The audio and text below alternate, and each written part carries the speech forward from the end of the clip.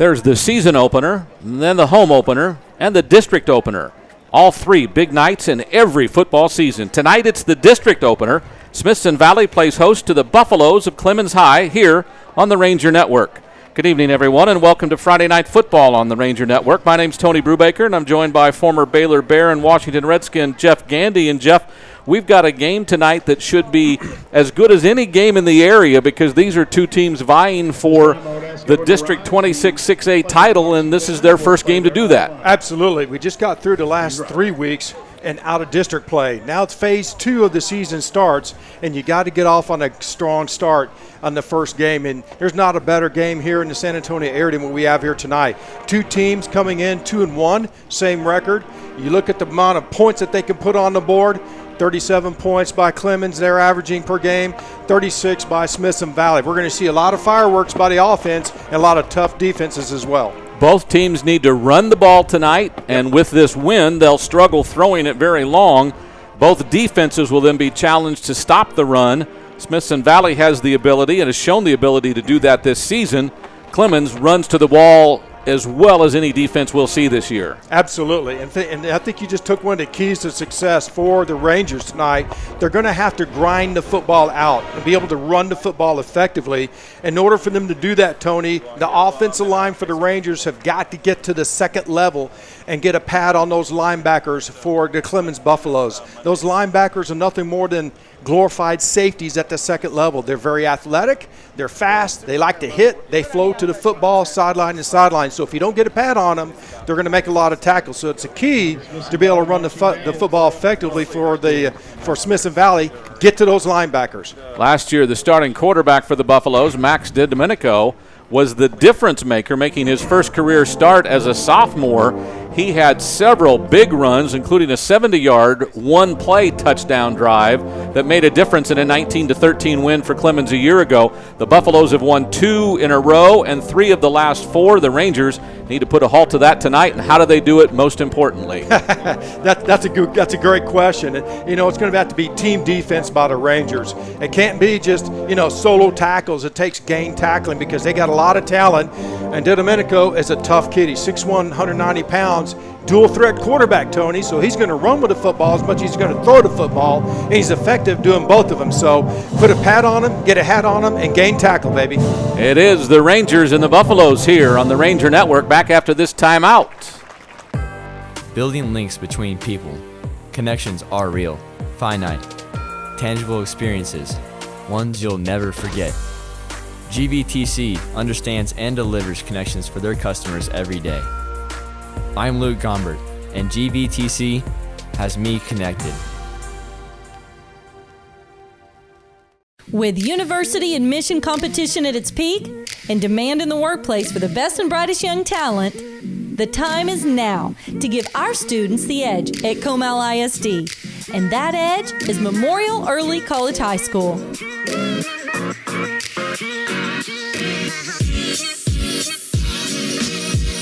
No matter where you reside in Comal ISD, MEX will help accelerate your learning and prepare you for a lifetime of success.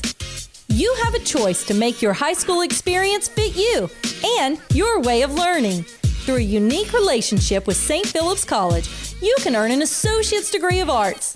That's 2 years of college for free while you are still in high school.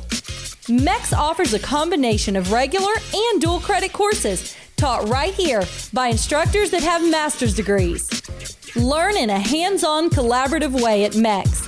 Research, explore, problem solve, and build long-lasting relationships with driven, focused, and great students like yourself. Our campus is unique with many opportunities to get involved in school spirit. Our mini clubs, academic UIL, sports, community, and leadership opportunities will have you screaming with eagle pride and soaring to new heights of excellence. Explore your options with Comal ISD. Explore Memorial Early College High School today.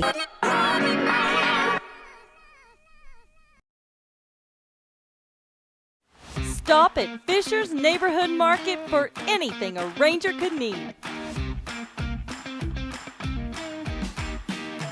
Whether you're heading to work, coming home from school, or just needing a break to grab something tasty, Fisher's Neighborhood Market is your one-stop shop.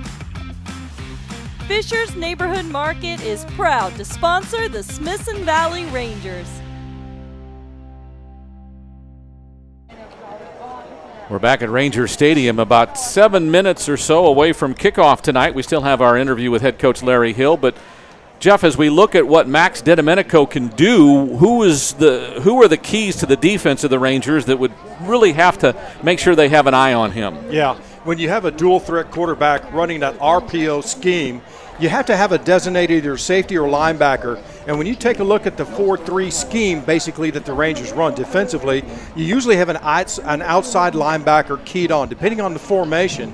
And, of course, schematically, for Clemens, they're going to try to put him in a situation where he has an avenue with an extra blocker on one side of the ball to help him, help him in the running part of the game. So it's going to be a key that as the formation for Clemens changes and shifts, that the defense shifts as well, so that you have one person eyeing the quarterback, basically a spy. It is quite an interesting look. We're going to talk with head coach Larry Hill right now. Here's Brant Freeman. Welcome back to Inside Rangers Football. Now looking ahead to Smithson Valley's 26-6A opener against Clemens this Friday from Ranger Stadium. Both teams enter the game with a record of 2-1, finishing out non-district play. And Coach, you and I have been talking about for years just how difficult this district has been since realignment. 2 different realignments ago, Clemens has been a part of that. In a district full of high-caliber opponents, what makes Clemens stand out? You know, they've just got they're well coached, they've got good tradition, and they've just got some talented football players really all over the field. Mm-hmm. They'll be as talented as any team we play, and their schemes, the way they run their offense, the way they run their defense, certain teams you match up well against, certain teams are a little more problematic based on what you do versus what they do. Clemens has always been one of those for mm-hmm. us. You know, you trace the history of the last 3, 4, 5 years, you know, it's been a tough game for us. We've, tight games, mm-hmm. usually always, but I guess we won big 3 years ago, but the last 2 years they've got us in some close games, and it'll be that type of game at mm-hmm. least again. We're hoping for a different outcome. Yeah, last year Clemens won this game 19-13, and I remember going into the game expecting one thing at quarterback, seeing another. It was a surprise start back then from Max DiDomenico, then a sophomore for Clemens, and he was very good that day and has been the Buffaloes quarterback ever since then. He's going to be one of the better dual-threat quarterbacks you'll have faced all season long. What jumps off the page when watching him play? Well, just what you said, his ability to create plays with his arm and his legs mm-hmm. within the structure of the offensive play, mm-hmm. but then also to be able to create when the play breaks down and make something out of nothing, usually something big out of nothing. And he was the difference a year ago, 3 long runs on really what appeared to be nothing plays. Mm-hmm. And you know, we're going to but they've got other threats. Their receiving core is outstanding. They've got an excellent running back, and their offensive line is well coached and really, really good. And defensively, they're starting 9 seniors, many of them multi-year starters, mm-hmm. just talent and size and speed at every position. So, it's just, we're going to jump in the pool. We're going to see what the temperature of the water is. Yeah, another Friday night in 26-6A. But expanding more on the offense, so far this year you faced Midland Lee, Fluke of Hendrickson, and most recently Madison. Is there a comparable offense to Clemens based on what you've seen already this year? Well, Midland Lee is very similar. Their quarterback's dual threat, have a great receiver, mm-hmm. good backs. All 3 teams have been a little bit different, and I wouldn't say they're most like Lee, but from a talent standpoint and schematically, they're very similar. Now, you look at the defense for Clemens, and they have a shutout of their own this season. They, too, shut out Madison in the season opener. It's a defense that has forced close to 10 turnovers already 3 games into the year, and this is not an easy defense to run against. You can ask Reagan, even in a loss for Clemens from this past week. When looking at the Buffaloes defense, what makes it so difficult to move the ball and score against it? Well, their front seven's very talented. The way they line their guys up and the way they play their corners to force things back into those 7. It's a little bit unique defensively mm-hmm. and makes you think outside the box a little bit on how you're going to attack them. And then you put talented players along with that, you got your hands full. So traditionally, they're very good defensively, and this year's no exception. This is the first time in 3 years you will have been opening up district play at home. We saw what a great environment it was a couple of weeks ago in the home opener for you against Hendrickson. How advantageous is it to start this difficult portion of your schedule at Ranger Stadium? Well, we'd rather be there than anywhere. Friday night at Ranger Stadium, a student section rocking, full house, and the atmosphere that is Ranger Stadium on a Friday night in the fall. So the opponents are still tough, and the games are still going to unfold like they're going to unfold. But we'd rather be there than anywhere. And Coach, finally, what are your keys for this game coming up Friday night? Well, the usuals. I think we've got to avoid what happened a year ago. We cannot let them have 270-plus yard runs. I mean, we just got, we can't let them have the one-play drive. We can't play defense really good all but 3 or 4 snaps. We got to play good defense. And then I think finding a way to run the ball against their front 7 makes our passing game and everything else much better. And then we got to make a difference in the kick game, make difference-making plays. All right, Coach, best of luck this Friday. Thank you, Brant. Fisher's Neighborhood Market is teaming up with the Smithson Valley Rangers. When you stop to gas up, look for the Ranger Spirit Pump. A portion of sales from this pump will be donated directly to the SV Athletic Booster Club to help out our Rangers. So choose the one that's Ranger Blue and fill up. Fisher's Neighborhood Market is proud to sponsor the Smithson Valley Rangers. Matt, we are excited to hear what you have come up with for the new Sage Capital Bank jingle. You are going to love it. We think it really embodies Sage Capital Bank. Emotes class, tradition, effort. Well, just give it a listen.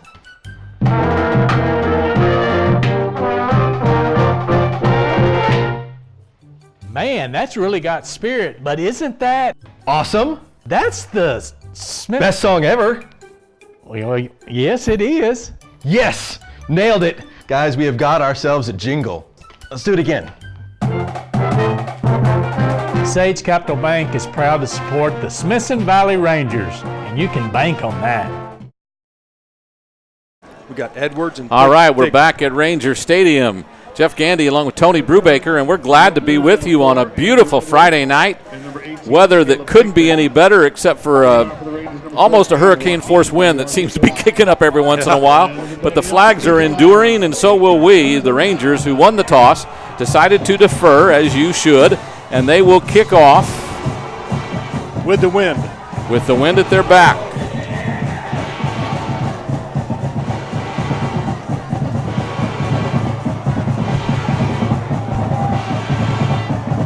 And a boot.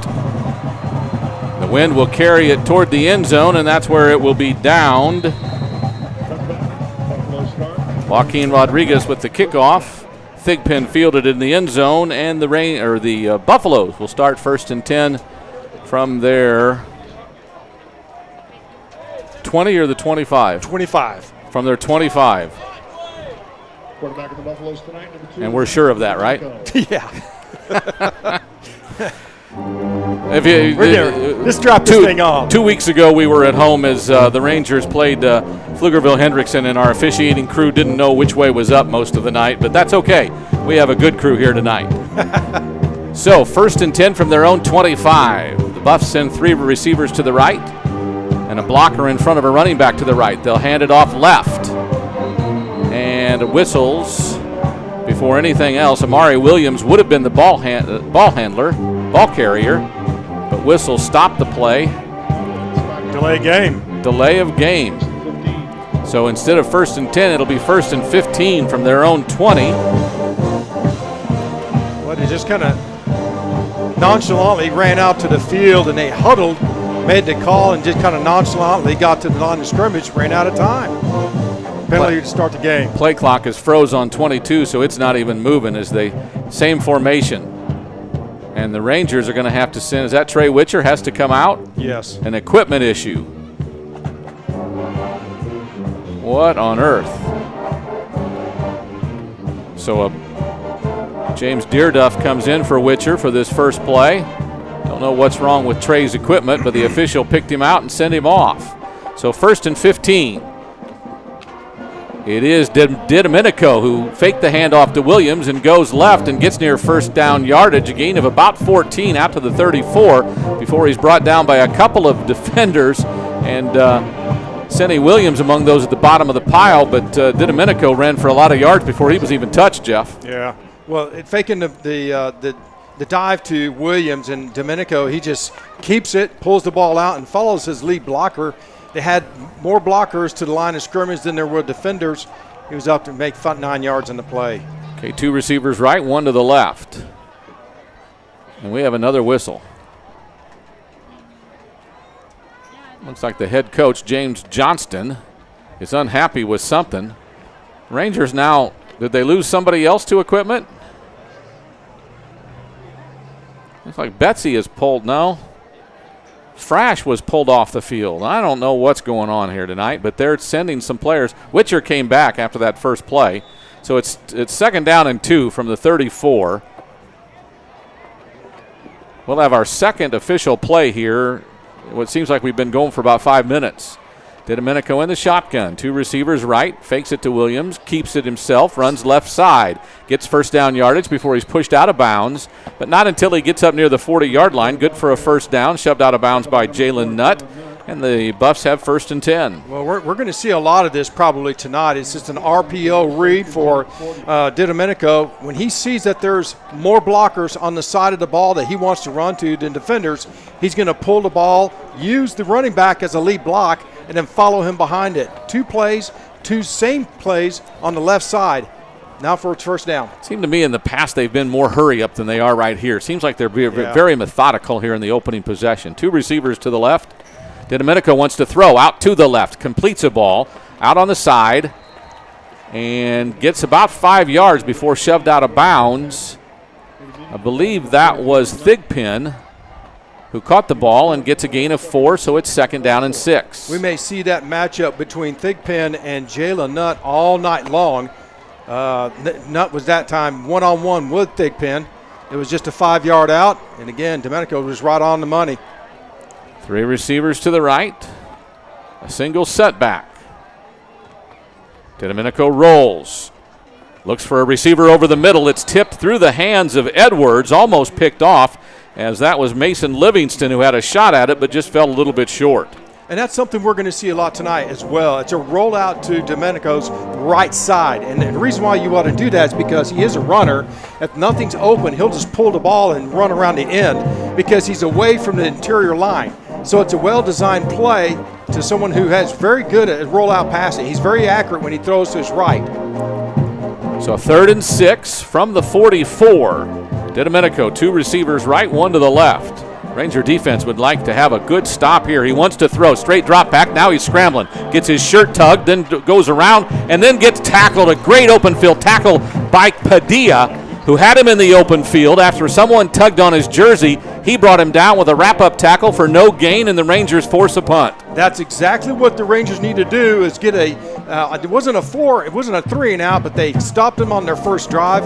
Now they'll get some decent field position and put it in their offensive hands. And this is the linebacker, middle linebacker, or outside linebacker. Jackson Macias is also the punter, I think. Is that right? That doesn't look like him. I don't think so. High snap. The punt is off. It's high. Looks like it gets held up by the wind a little bit. And Mason Livingston fair catches it at the Ranger 27. So the Rangers will start over 1st and 10 from their own 27 after a punt that traveled, about 29 yards with no return. You know, that's a good start for the Ranger defense stopping this high-powered Clemens offense who basically they score a lot of points every game off of explosive plays. You take away the explosive play, let them earn every yard. They held them, punt, now the offense is back on the field. I think that was Macias who punted, by the way, because he's out there at linebacker. Okay. So Gombert brings his offense out, a tight formation. Both receivers, 1 on either side, are tight, and 2 H-backs on either side of the tackle. Straight up the middle, Fortone will get a yard, maybe 2, as he falls forward to the 28, and then there's a flag at the end, maybe a face mask penalty. So the Rangers will get 1 yard on the carry, and then the flag, so we'll wait and see what happens. From the 27, again, Fortone was the carrier. I don't know who it was, but it might have been Bennett, the linebacker, Ken Bennett. He was trying to strip at the ball. And again, in our pregame, we knew that the Clemens Buffaloes defense is very opportunistic. They will strip the ball, go after the ball. They come in tonight's game with already 10 turnovers on the defense. That's over three per game. So they're very opportunistic, and they're going to strip at the ball at every chance they can. It looked like that time Bennett was trying to strip the ball from Fortone, but he got a little bit of a face mask. So the penalty is 15 yards out to the 43. 1st and 10 for the Rangers. Again, a tight formation. Gombert hands it off coming this way. It's Eggleston. Not much room as the defense will huddle their way over to the edge and push him out of bounds with no gain, maybe a loss of a couple of yards. Looked like Keelan Bennett was the main person who pushed him out, and now a Rangers down on the field. Yeah, very unfortunate to see this. One of the interior linemen for the Rangers, looks like he's down on the 46-yard line, so we'll wait and see what it looks like here. Very unfortunate. It is unfortunate. There is a timeout on the field. We'll take it with them as we're back in just a few seconds here on the Ranger Network. Summerhill Dental, how may I help you? Let me get someone who can help you.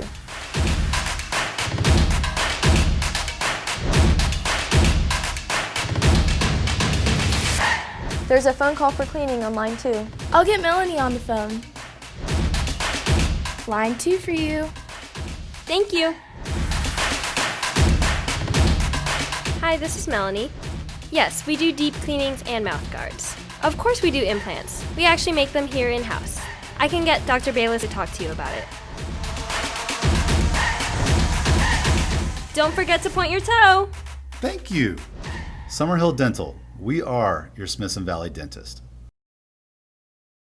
As we get back to Ranger Stadium, it is Nathan Muchagumba, the junior, 6'3", 280, that's down with an injured, I believe, right leg, knee, ankle, not sure what it is, but he's going to the tent right now. And replacing him is Gerald Van Sickle, a senior at 6'2", 310. So the Rangers, same formation. Gombert fakes it to Edelston, throws a pass out on the right flat. It's completed to Howell down the right sideline, avoids one tackler across midfield into Buffalo territory and pushed out of bounds at the 44, but not until he gets another Ranger first down on a big pass and run. Yeah, I tell you what, Gumbert had everyone fooled on that little bootleg pass, and Howell just slipped out of the backfield. He was wide open, no linebackers, no safety, no corner was on him. He was able to make the pass, get upfield, make an extra 8 yards for a first down. So the Rangers come out, send the receiver wide to the right and too short to the left. Eggleston's the backfield. He gets the pitch coming left, has a couple of blockers. And he avoids one tackle, and then there's a flag, probably a holding out on the edge. Could have been one of the receivers, not real sure who it was. Chandler Cole was a tight end out there. Other blockers in front of him, but a good gain up to about the 36 or 37, but I think this one's coming back. Yeah, that was just a simple, quick pitch that time to for Tome. And it looked like that Austin Howell was the lead blocker out there, and it looked like a good block on the perimeter. I don't think they called on him, but maybe one of the interior linemen inside. Well, the way he reacted, it must have been called on him. So holding is the call. So after a gain of about 3, it's a 10-yard walk-off. That's not good, and against a good defense like Clemens, you don't want to be so far behind the chains. Now the good news is it's still first down. First down and 17 from the Ranger 48. Gombert takes the snap. Fortone going right, has a seam, tries to go through one tackler and runs through the middle linebacker Derek Lewis, but he's still brought down after a gain of about 5 up to the 47 of Clemens, and it'll be 2nd and 12. We see Coach Larry Hill and offensive coordinator Jeff Shin kind of mixing things up. Looked like they were running to the left side the last 3 or 4 running plays. Now they went wide to the right side, and it was open for about 8 yards with Eggleston. So we're going to see a lot of mix and mash back and forth, see what's going to start working for the Rangers. Fortone the lone setback. 3 receivers, 2 right, 1 left. Gombert wants to throw. Short drop. Has a man across the middle. Into traffic he throws. It's knocked down and incomplete. It'll be 3rd down and 12. A couple of linebackers and a safety got a hand on that one for the Buffs. Yeah, that probably shouldn't have been thrown. Gombert was trying to work it in between the 2 linebackers on a dig route, and that time 21, the outside linebacker Demacia, who already has two fumble scoops for a touchdown. He's a playmaker. He was able to bat the ball down. probably ill-advised to try to work that ball through there. Yeah, linebacker Joseph Balusik also in on the play.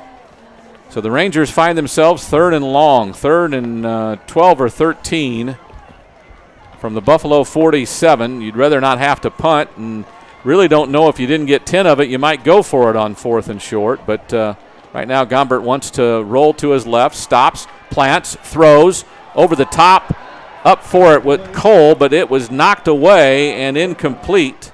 That was the linebacker Balusik who got a hand on it, and the Rangers will be forced to punt. Yeah, it looked like that Gombert had to throw it a little high to get over the hands of the linebacker, and therefore it kind of sailed, the pass sailed on him a little high.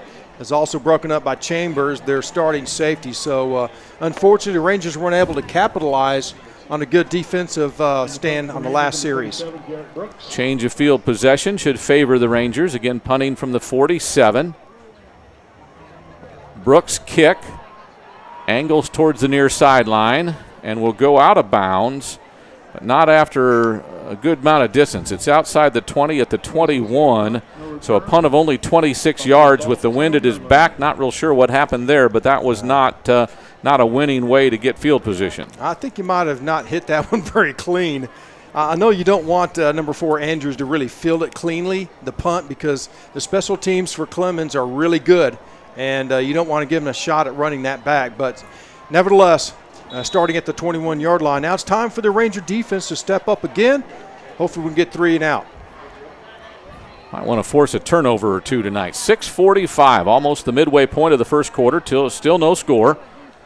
Kind of a jet sweep fake. DiDomenico keeps it, and he is just carrying defenders up the field. A gain of, what is that, about 6 yards up to the 28-yard line, 7 yards.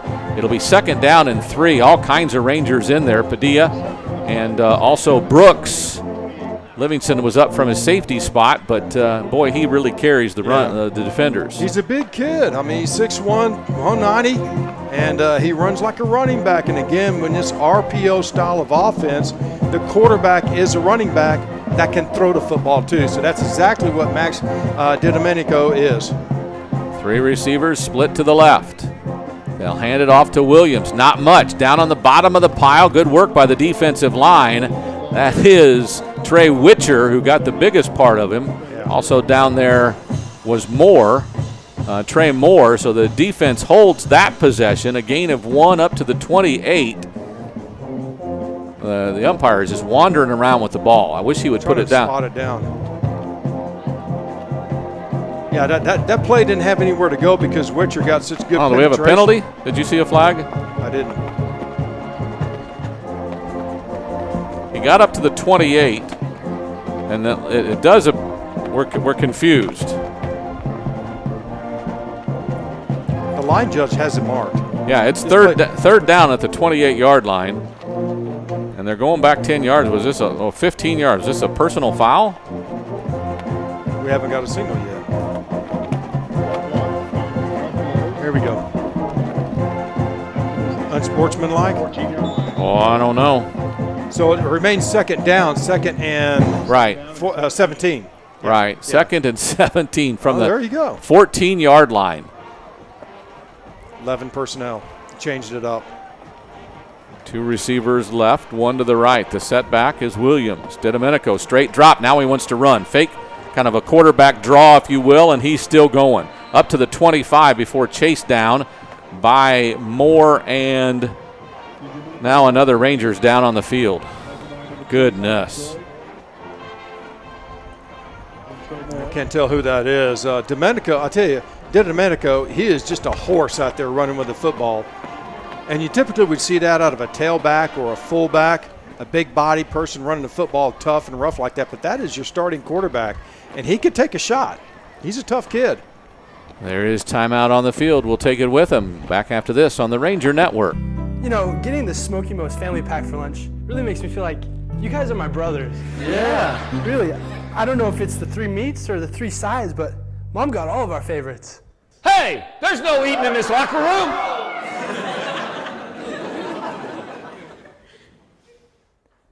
Smoky Mo's family pack makes us family, which makes me Super Dad.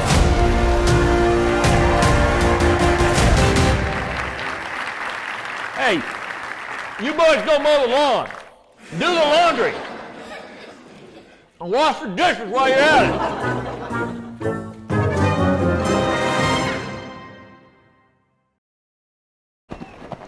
Back to Ranger Stadium. It is Darlington Frash, the junior linebacker who played running back a year ago,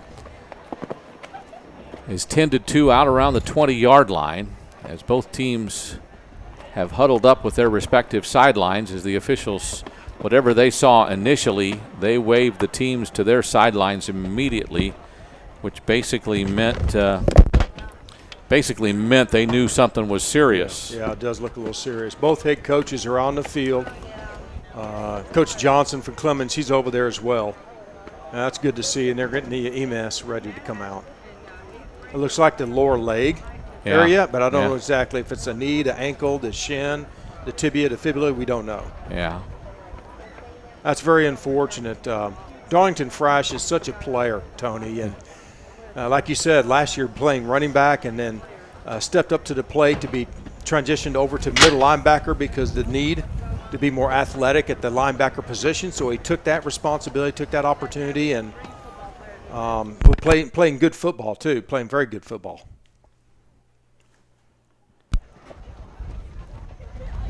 So again, as they tend to him, we'll keep it here. Remind you the score is 0-0. There's 5 minutes and 27 seconds to go here in the opening period. It kicked off about 20 minutes ago, and we've barely played 6 minutes of football just because of different odds and ends and penalties and such. So far in the game, 1, 2, 3, 4 penalties. And again, we've barely played 6 minutes of football, which doesn't mean good things if that's what it stays at. Well, we've had two Ranger players come off to the sidelines. You're starting left guard, and now you're starting middle linebacker. And that's just very unfortunate. But part of the game of in a contact sport like football, these injuries are going to happen. Without a doubt. And they're going to pick him up. It looks like he's hobbling over to the cart. They're going to try to get him off the field that way. He was not picked up fully and carried off. Right. He hobbled, which means it is maybe not as catastrophic as we might originally thought, but in any event, he's not putting a whole lot of weight on one of those legs, and that's probably where the injury is. So as soon as the little, I don't know if it's a Cushman or what it is, gets off the field, we'll be ready to go again, and the Rangers will have to send America Sanders out there, the backup middle linebacker, the 5'7", 180-pound junior, who has 4 tackles on the season, so he has played. Several of the Buffaloes come over and shake Darlington's hand and wish him well as he carts off, and now the whole offensive unit's coming out to be good sports about it. As you expect in this game, it's a fierce battle while the clock is running, and then it's a friendly game when the sidelines happen. Well, it's a brotherhood. When you play this sport at this level, and you know the commitment and the sacrifice you made at this level, it's a brotherhood. Even though you play on different teams, Tony, you do definitely have respect for the other person, the other player on the other team. And you never want to see someone go down with a serious injury. So the gain's up to the 25, 3rd and 6. Domenico takes the snap and kind of runs a sweep to the left. Gets hit high and taken down, short of a first down. A nice open field tackle. Oh, it was Tanner Hobeck. Yeah. We've seen some big tackles from him for the past couple of years, and that was a great open field tackle. Well, on what was 3rd down. So that requires a punt. How big that tackle was is now it's 4th down and 2, and Clemens is going to punt the football away into the wind. So this is a great opportunity now for the Rangers to get good field position after this punt and take full advantage of this first quarter, having to win at your back. Again, it's Macias. Back to punt. Snap is good. Kick is off. High, spiraling kick. Gets caught up by the wind, and Livingston calls a fair catch at the 40-yard line, and that's where the Rangers will start 1st and 10 on about a 35-yard punt. Well, again, the Rangers got pretty good field position for their second offensive series. And the first series, we had a couple setbacks with some penalties and lost yardages. But But they mixed it up a little bit, and they had some opportunity to make some really big runs in there. You had 2 first downs in that drive. Yeah. And 2 incompletions that ended it. So again, tight personnel. Gombert looks. Asking something about the play clock. Well, no, they're sending one of their players off now. That's Lewis, and it must be a helmet issue that they're seeing. Well, I thought when Witcher came off and Betsy came off, it was something about their belt almost. Did they have something hanging from their belt they didn't like? Play clock will have to reset. 4:25 to go in the first quarter. Still no score. Our umpire wants to move the ball forward 5 yards. And our referee. And Coach Johnson wants to talk to the referee. Our referee. He is fuming. Our referee didn't say anything. What is called a delay of the game? Wow. I guess they've talked to him enough. Now it's delay of game. Gombert takes a snap, hands it off. Fortone goes up the middle, gets maybe a yard. As their defensive line was all over that one. Didn't really let anybody go forward. No push that time by the offensive lineman. But again, we're talking about the Clemens defense. I was about to say Clemson because sometimes they look like Clemson out there, but the Clemens defensive front 4 are big guys, and they're senior led, and they have a lot of experience, and they do a good job with gap integrity. They got penetration on the last play, and there was just nowhere for Fortone to go. 68, Kimani Evans was at the bottom of that pile. Now it's second down and about 4 after the 1 yard gain. Kind of a high snap. We get the handoff. That looks like Eggleston, and he'll kind of lean forward with a man hanging on to him. Trying to make the tackle was Bennett, Keon Bennett, who's been in a lot of tackles. They gave him credit up to the 47, so it'll be 3rd down and 3 with a gain. What is that, a gain of 2? Not 2. Now it's 3rd and 3. The high snap from the center kind of disrupted the flow of that play, and Gombert had to kind of juggle it before he can hand it off, and I think that disrupted the timing. So 3rd and 3 from the 47. Gombert has 3 receivers out to the right. Fortone is on his right. Fortune fakes the handoff going left, and there's a throw attempt and incomplete as Gombert was hurried by Macias. Out on the flat was Camacho, and the throw and pass did not connect, so it's 4th down. Well, it worked real well the first series, but the defensive coaches for the Buffaloes must have made some adjustments. That time Derek Lewis had the fullback slipping out in the flat on that bootleg. He had that thing covered. He couldn't even get that pass completed. Well, and everybody stayed home is really what happened. The outside linebacker stayed home to put pressure. Here's Brooks with a punt. The low rugby-style kick will bounce at the 25 and continue to roll inside the 10, now inside the 5. It'll be downed. Don't stand in the end zone when you touch it. Down near the 1 or 2 yard line. Great punt by Garrett Brooks. Give him a credit of 46 yards on the punt. And the Buffaloes will start from their own 1. We couldn't ask anything better than that. Didn't have your opponent try to go 99 yards into the end zone, but I think we're going to get a heavy dose of Max DiDomenico, the quarterback.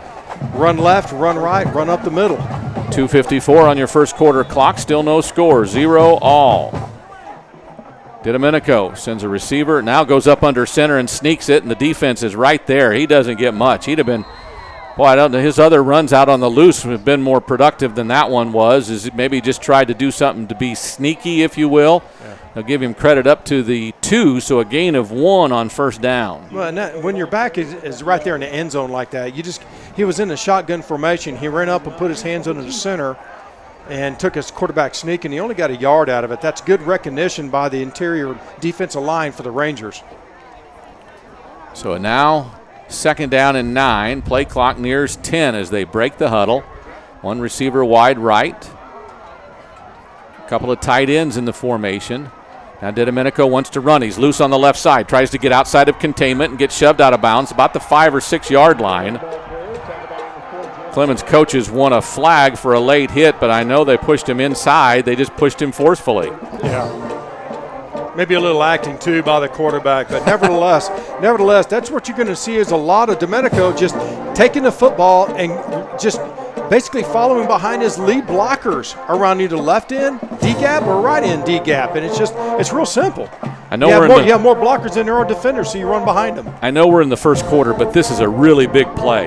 Yes. If you can force a punt on them being pinned inside their 10-yard line, that speaks volume to what your defense can gain as passion to continue playing with. So big stop time as DiDomenico sends a receiver to the right, and he's going to run to the right. Tries to cut back up the middle, breaks a tackle, gets up past the 10. I think he has a first down as he falls down across that 10-yard line. He got a first down. Barely. He did. There's Moore and Padilla among those in on the tackle, but it's first down yardage with a gain of about 6. Well, to your point, Tony, that was a huge down because now the clock keeps running, and the Clemens Buffaloes are playing into the wind. Now they can just run this clock out the first quarter. Yep. They'll change sides and have the wind at their back and look for them to go deep for the big play after that. Rangers shift their defense around with 2 receivers right and 1 to the left. DiDomenico fakes the handoff and comes to the left. He's met by a safety, and here's a late flag. Not real sure what that would be. It's from the back judge. It is, so Ranger defense met DiDomenico right as he got to the edge, so really no gain as the ball spotted at the 11, but there is a flag. See if our referee tonight, well, it looks like it's going to be against the Rangers, if I'm reading the umpire correctly, as he's facing our way. Personal foul against the Rangers. So not just 5, not 10, but 15 yards out to the 26-yard line. So you let the quarterback get a first down on the first set of series, and the second off a penalty, 2 first downs, and now they're way out. They're not, Right, they're not in their own. You lost your field position. Right, they're not in their end zone anymore. They're out to the 26. So the defense needs a stop on 1st and 10. Going deep. DiDomenico, split receivers, hands it off, fakes the handoff, and then gets chopped down after a gain of about 1 or 2. See where they spot him. The 26. That'll be no gain. Padilla was there to make that tackle, Tony. He did a nice job staying at home, making his reads, and just meeting DiDomenico right in the hole. Nice job by Padilla. So aside from the penalty, the last 2 runs by DiDomenico have been no gains, 2 in a row, which bodes well for the defense if they can keep it up. 2nd down and 10 from the 26. They're taking their sweet time to run this clock out of the first quarter. Oh, no doubt. DiDomenico takes the snap, gives this one to Williams. He breaks a couple of tackles, gets into the secondary before he's jolted down. Thomas Zoig among those on the tackle. Amari Williams, the 5'7", 170-pound junior who's run for 154 yards, 5.5 on a carry, gets a bunch on that one, give him 14 for the first down. Looks like the Rangers are back in a 2-deep zone, and when DiDomenico sees that, he's going to hand the ball off in that zone read because there's less defenders up there. So the end of the quarter happens with no score. It is 0-0, 12 minutes in the books. We'll be back with tonight's second quarter after this timeout on the Ranger Network. And that is an active koala. Our goal is to end extinction. It's an incredible feeling helping an endangered species. There it is. Good girl. When you're a Galapagos tortoise, there's no reverse. It's whatever you can do to get to the other side. High five. She's getting feisty right now. Hopefully people want to get involved in conservation. Knowing you're part of a bigger picture makes it that much more special. The Zoo, San Diego. New Saturday at 9 on Animal Planet. Ranger Stadium, the site of tonight's district opener for Smithson Valley and Samuel Clemens High School. The Buffaloes and the Rangers going toe-to-toe after 12 minutes, no score. Buffaloes have the ball on their own 40, now marching right to left. They've got a 1st and 10 from that 40-yard line. 2 receivers right. DiDomenico fakes the handoff, wants to run, has a man across the middle he's looking for, launches it long and out-throws him. Good run on the play by the junior receiver, Andrew Edwards, but it goes incomplete. Well, I hate to say it, I called it at the end of the first quarter. When you got the wind at your back, this is what DiDomenico wants to do, is work the middle of the field, particularly when he's in a special kind of package. They were not in 10 personnel. They were in 21 personnel. He likes to work the middle of the field. He had a pocket to throw from. He just missed the target. He is so elusive. The overall big pass rush up is not as forceful as it would be on a normal quarterback. 2 receivers wide right. Hands it off to Williams. Runs into his own man, then breaks a tackle and leans forward. Finally pushed down by Sanders after he was hit by Betsy. Gave him a gain of 6 up to the 46. Well, I'll tell you, the Ranger defense needs to pull up, make something happen right now. Because right now it looks like the Buffaloes are having a little bit of momentum with the wind at their back. 3rd down and semi-short. They can do a lot with this play on 3rd down. They've been able to chew up a lot of clock so far tonight with most of their drives. They're in no hurry to make that play. That is correct. So from the 46, it's 3rd down and 4.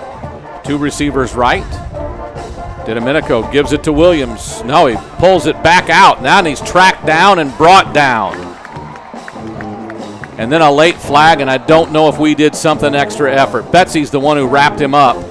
And I believe they're going to get a 1st down by this penalty, and I don't know what it is. It's going to be Betsy with a little bit of chatter and a little extracurricular activity, I think, on the tackle.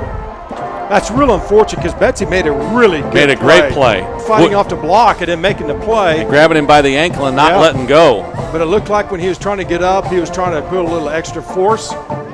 And the referee was standing right there, unfortunately.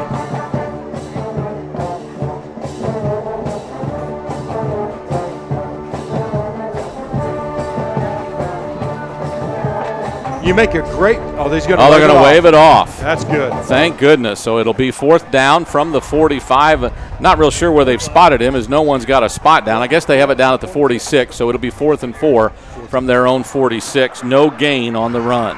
Well, so Johnson's going to go for it. The wind's at your back. No, they're going to punt it. That was a 9-play drive that started from their own 1-yard line. They got clear out to their 46, and now with the wind at their back, they are going to punt on 4th and 4. Play clock starts now at 20. Macias, the punter. He's also one of their linebackers. Watch for a fake right here.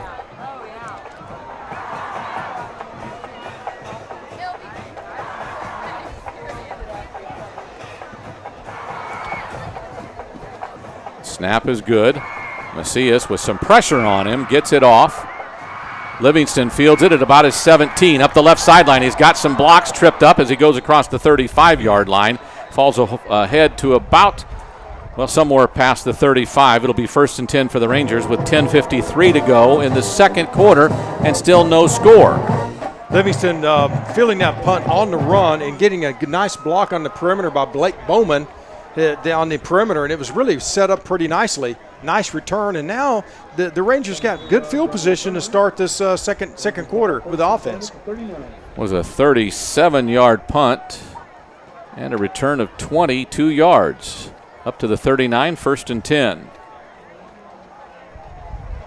Gomber takes the snap, fakes to Fortone. Actually gave it to Fortone, but there's not much room. We're not getting much surge off the offensive line push. I think they'll give him no gain, and it'll be 2nd down and 10 as about everyone on the defensive front 7 was in on that tackle, and Fortone had nowhere to go. Well, for a good defense is a good offense, and right now the Ranger defense is doing a good job so far in the game to keep Clemens out of the end zone and corralling DiDomenico. Now the offense needs to step up and get a couple drives going. Their first drive had a couple of 1st downs. They haven't had much since. Here's a pass out to the flat. Eggleston with the catch on the near sideline. He's shoved out of bounds short of a 1st down. They'll spot him out at the 47, which will leave him 2 yards short of a 1st down. So the 8-yard pass completion sets up 3rd down and 2. Seeley, that time the senior cornerback on the left-hand side, his responsibility was to force that play back inside. He wasn't able to do that, but at least he made the tackle for a shorter gain than what it could have been. Eggleston splits wide to the right. Gombert on 3rd and 2. Looks to the sideline. 10 on the play clock. Signs are made. He talks to the offensive line. Play clock goes under 5. Now the snap to Fortone. There's a flag from the back judge. 1st down run by Fortone as he gets into the secondary all the way up to the 35 before he's brought down. But there is a flag thrown, and we'll have to see what it is. Was there not a flag? No flag. Oh, what was thrown then? Now there's a flag thrown because they're picking it up. Well, there was a flag thrown because the side judge on the near sideline went and picked it up by the head linesman. It might have been just a sideline infraction. So I saw the head referee sideline, yeah. So sideline warning on the Rangers. So first down on the run. Wow. That was a big first down run right there. That was. This is Eggleston. He wiggles left, gets into the secondary, then busts outside. Someone's chasing him and forces him out of bounds near the 20-yard line. Another first down run by Greg Eggleston. So back-to-back double-digit runs, and the Rangers are in business. That one a 14-yarder after an 18-yarder, and the Rangers have first and 10 from the 21-yard line of the Buffaloes. And that's what we've been talking about at the pregame. The Rangers are going to have to grind the football out, get some long runs, and run the football against this front seven. Kind of wear them down, and they'll start to bend a little bit more. Right now, the last two plays, there's been gashing holes for the runners. And as a matter of fact, let's make note, Austin Howell, number 44, is back in the game. 45 yards on the drive so far on 4 plays. Gombert takes the snap, gives it to Eggleston, coming right, gets a cut block out in front, gets to the edge, around the corner, inside the 10 before he's shoved out of bounds. A couple of different players hit him. That looked like Taylor and Seeley both got a piece of him, but first down yardage all the way up to the 7-yard line. I think this is going to come back. They're going to call that chop block of penalty? Block, yeah. Yeah, Coach Hill was really upset about that. Good looking play on first down. You get 9 yards out of it.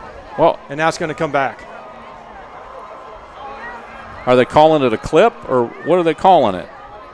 Because his head was in front of his legs when he made the contact. Well, it's a judgment call, because I thought his head was in front too, but he was looking right at Fortone when he made that chop block. Yeah. Why are they taking the ball to the other side of the field? I am really confused about what that umpire's doing tonight. I am too. He called it a chop block. Okay, but why does it go to the other hash mark? Did we ask for that maybe? So a 15-yard penalty after a nice run that's called back. You've got first and goal at the 12-yard line. Now it's first on the 36-yard line. That was huge. First and 10 from the 16 turns into first and whatever that is, 25. So the Rangers have some work to do from the 36 of the Buffaloes. Gombert with a receiver wide left, one tight left, or tight right. Here's Eggleston, tries to wiggle, not much room as the defense is all over that one. A short gain, or no gain, back to the 44-yard line, or 36-yard line, pardon me. So no gain. It's now second down and 25. Well, and again, now you're going to see the Clemens defense stiffen up a little bit too, as Sure. the offense is, now trying to see what's going to work now. We've had some success running the football off tackle, left and right, with lead blockers. We need to start mixing up probably a little pass to the outside. So second and 25, Gombert. Straight drop, looking to the left. Now tries to scramble and goes nowhere. Gets dropped at the 39. And that is Connor Porter, the senior defensive end. Gets the sack of 3 yards. It's now third and 8? Yeah, Gombert was looking for Eggleston on the left-hand side. He was man-to-man with the corner, but he just didn't have enough time to pocket. Really just broke down on him, and Gombert was just trying to step up and maybe make a couple yards out of it. He just didn't have the fleet feet to be able to get out of Right. That's not his game. Let's say no. That's not his game. No. It's all right. Let's make a nice pass and catch here. There you go. Gombert rolls to his left, pivots, has a man across the middle, makes a catch. That looks like Cole. Chandler Cole, the tight end, his second catch of the year, up to the 26-yard line. It'll be fourth down and 15. Well, into the wind, I think it's a little bit risky to try a field goal. I don't think this is going to work, so they're definitely going to have to go for it. This is about playing a little bit of field position down here, Tony. Without a doubt. Into the wind. 7 minutes, 10 seconds to go here in the second quarter. Still no score from Ranger Stadium. District opener, 26-6A. Gombert wants to pass. Across the middle, completed pass. Running for a first down. Not going to make it, though. It was close. As the surge is all of a sudden stopped at about the 12. No, and there he goes down. Really doesn't matter if there's a fumble because it was fourth down. Well, the line judge now, look at where he's spotting the ball. I'd at least ask for a measurement. It's going to be close. Now they have to get to the 11, and he's standing at the 12. Is he? Okay. So it'll be over on downs, but a nice possession there, a nice pass and catch, but it goes awry. Well, I would not have thought that we would be deep into the second quarter with no score by either team at this point. Were you? So no, I would not. From their own 12, the Buffaloes start with the wind at their back. Their huddle will come from the sideline with the play clock going under 20. 6:51 to go. Second quarter, no score. They're looking for that one-on-one matchup. Rock'em Sock'em Robots here at Ranger Stadium. Both teams landing some punches. Nobody with a big one yet. Didomenico, the most dangerous player on the field tonight. Drops back, throws a quick out. That is completed and dragged down by a good defensive stop. Thigpen with the catch, their tallest receiver at 6'3" and 175. Wrestled to the ground by Sinney.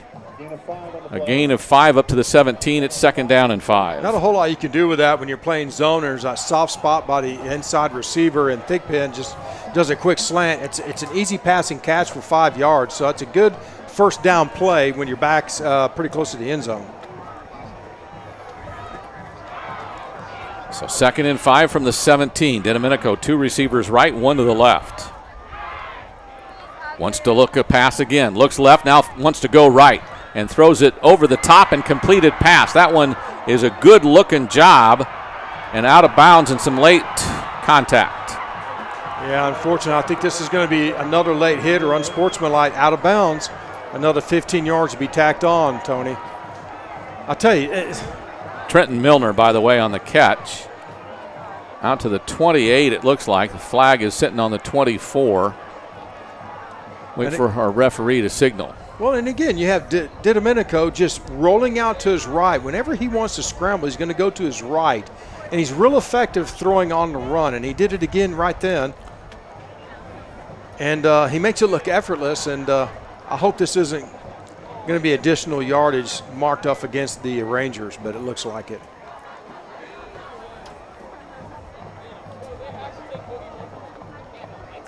Well, it looks like it's that umpire he's just walking in circles again tonight. Now he's going. He was facing like he was going to mark off against Clemens. Now it's 15 yards against the Rangers, all the way out near midfield at the 43-yard line. You know, Coach Larry Hill's got to be frustrated because that's just giving a good team extra yardage without them earning it. And that's just one thing you just cannot do against a good football team like Clemens. Just penalty after penalty, getting them extra yardage like this. So 25 yards on the play, out to the 43-yard line. Didomenico wants to throw again, right side, completed pass. Thigpen, the recipient, knocked down by Nutt after a gain. And now a late flag comes in, and it's what? That was really late. Trey Witcher is just standing there looking at the official, and the official throws a flag. Well, that was Garrett Brooks, actually. It looked like that I don't know if there was a little bit of play acting this time by the Clemens player or what, but there's just seems to be a lot of activity, a little chipperness after each play. They're going to pick up the flag. So it's a gain of 5 to the 47. Again, the umpire, or the referee, threw the flag, and Trey Witcher's just kind of standing there making his way back to the huddle, and they throw a flag at his feet, and he turns around and says, what did we do this time? Officials talked about it and pulled it up, and Jared Johnston is still livid on the other sideline. He's been mad most of the night. No score. Second down and 4 from the 40. Second down and 6 from the 47 after a gain of 4. Didomenico, quarterback draw, gets chopped down. Don't hit him later. They'll throw a flag, and he goes down at the 48-yard line. So a gain of 1. Gain of 1. Padilla came up and made a nice tackle that time on Didomenico. And again, he's their leading rusher because he sees the whole field. And if he sees a lane, Tony, he's not going to hesitate. he can either throw the football or he's going to tuck it and run, and he's been running with it most of tonight. Remember, he was a free safety last year before they moved him to quarterback at this game last year. That's a big free safety. I bet he is. 3rd down and 5 from the 48. Pressure on DiDomenico. He gets away, has one man to beat. It's Padilla. He forces him out, gives him time though. The pass up the field, and it's caught, I believe, near the 30-yard line. Betsy on coverage. Don't know who caught it until they get up off the ground. Looks like a single man. Is that Perez? No, it's Milner. Trenton Milner. Yeah, Trenton Milner. That was all DiDomenico on that play. Yeah. He had pressure. He almost got sacked. And he had another defender chasing him in his face, and he still threw on the run 35 yards to Trenton Milner for a big first down. So all the way up to the Ranger 30 with under 4 minutes to go here in the second quarter. The first serious offensive threat by the Buffaloes. 1st and 10. They give it to Williams, going right, gets bumped, breaks one tackle, then gets hit again and bounces off of him. Falls forward till he gets maybe 3 yards, but those were as tough a 3 yards as he's had all night. I think there's a fumble, actually.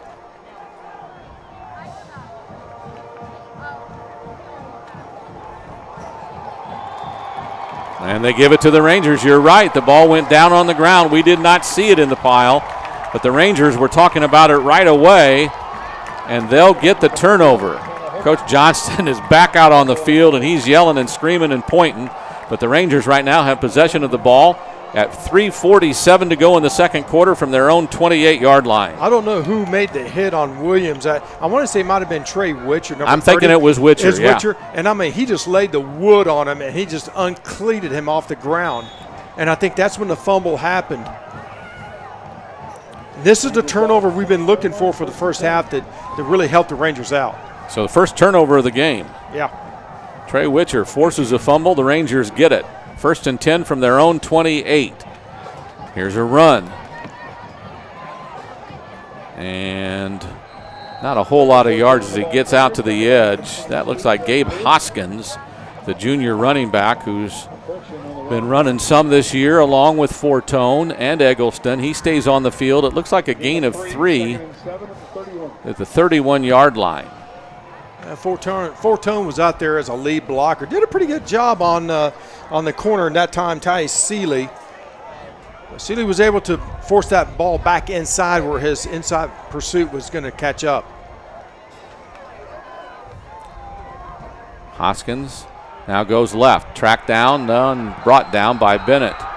And they're saying another fumble as our official says it's 3rd down. Hands down.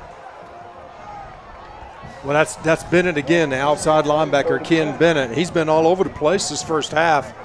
He's a real active linebacker. And, again, these linebackers for Clemens, they're safeties is what they are. Yeah. They're very agile, very athletic, and they're all over the place making plays, and give them credit that time. You were right. When we ran the sweep with him this way, he had a lead blocker. That side, he didn't have a blocker to cut down that linebacker. No. This is a big 3rd down now because there's little over 2 minutes left in the half, and there's plenty of time for Clemens. 3rd down and 10, a pass and catch, caught, a nice job, and then a pop. The catch by Freeland, he is popped and brought down, but not until he got 1st down yardage at the 40-yard line. So a pass and catch for a 1st down for the Rangers, 12 yards on that play. Yeah, he got popped by Mason Chambers, the big hitter, strong safety, but I'll tell you what, how important that 1st down is. Now Smithson Valley does have to punt it back to Clemens with time left on the clock. Unless we have an incomplete pass or two, boy. Or penalties. This is Eggleston, off left tackle, finds a seam, gets a couple of yards before he's knocked down. And I think that was Chambers again who came up and laid the wood on him. And now there's a penalty flag as a couple of players are jawing one another. They've got a player who lost his helmet. Here's the hardest part of all of this. We don't know who's on the field and who's not because they didn't give us a depth chart that had anybody on it. I tell you, these referees better stay in control. Yeah, of this they game. better. It's getting a little chipper out there. I thought I saw a flag thrown, but apparently not. A gain of 4 on the run up to the 44. I think Paqueno, the defensive tackle's helmet came off. So he's off on the sidelines. Eggleston with some blockers in front of him, going left, cuts inside, gets a first down before he's knocked out of bounds. And again, that was Chambers as he kind of leaned forward, popped him and shoved him out of bounds. Eggleston kind of lumbers his way back to the huddle now, starts to jog a little bit. First down yardage past midfield at the 49-yard line of the Buffaloes. Well, now Coach Larry Hill, if he gets another first down, depending on this next play, he may think about maybe calling a timeout. 1:10 to go in the second quarter. Play clock under 15. Gombert takes the snap, rolls to his right, looking across the middle. Nothing there. Now he's trying to bide some time. Just throw it away, and he does. Incomplete pass, and will live for second down. He was looking for Eggleston the whole way, and of course, the Clemens secondary is looking at Eggleston the whole way. So really, he didn't have an option. Gombert did the right thing just to throw it away. Play another play. Eggleston and Cole were the only two really out in a pattern. Right. Cole wasn't looking for the ball. I think he was more of a decoy. Well, their 5 defensive backs had them both covered. I think, yeah. Second down and 10 from the 49. Clock had stopped at 58. Play clock now at 5. Gombert takes the snap. Straight drop back. 3-step drop. Now throws out to the edge. Kind of a bobble, but a catch, I believe, up to the 40-yard line. It'd be a gain of 9. Now Hill calls timeout. There you go. Castaneda with the tackle.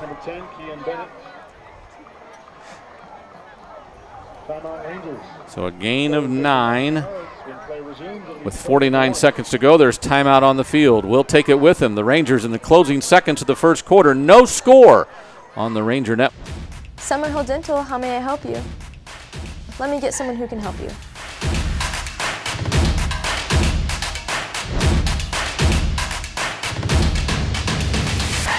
There's a phone call for cleaning on line 2. I'll get Melanie on the phone. Line 2 for you. Thank you. Hi, this is Melanie. Yes, we do deep cleanings and mouth guards. Of course we do implants. We actually make them here in-house. I can get Dr. Bayless to talk to you about it. Don't forget to point your toe. Thank you. Summerhill Dental. We are your Smithson Valley dentist. We're back at the Ranger Network. 49 seconds to go, first half. No score, Clemens and Smithson Valley. District 26 6A opener. The bands are ready to play, and the players are wanting to get a score. The Rangers with the ball at the Buffalo 40. It is 3rd down and 1. We need to get a first down before we do anything else. Straight ahead, Eggleston avoids one tackler, then kicks it outside. Goes to the sideline. He makes it there so that he can't be. Bennett was chasing him, trying to hold him in, but a first down at the 35 on a 6-yard run. And more importantly, he stopped the clock, which is smart. So 43 seconds to go. 1st and 10 from the 35. Cole comes in. Eggleston goes out. Douglas is in as a receiver. Howell is in. Cole comes out. Eggleston goes back in. We're shuffling players.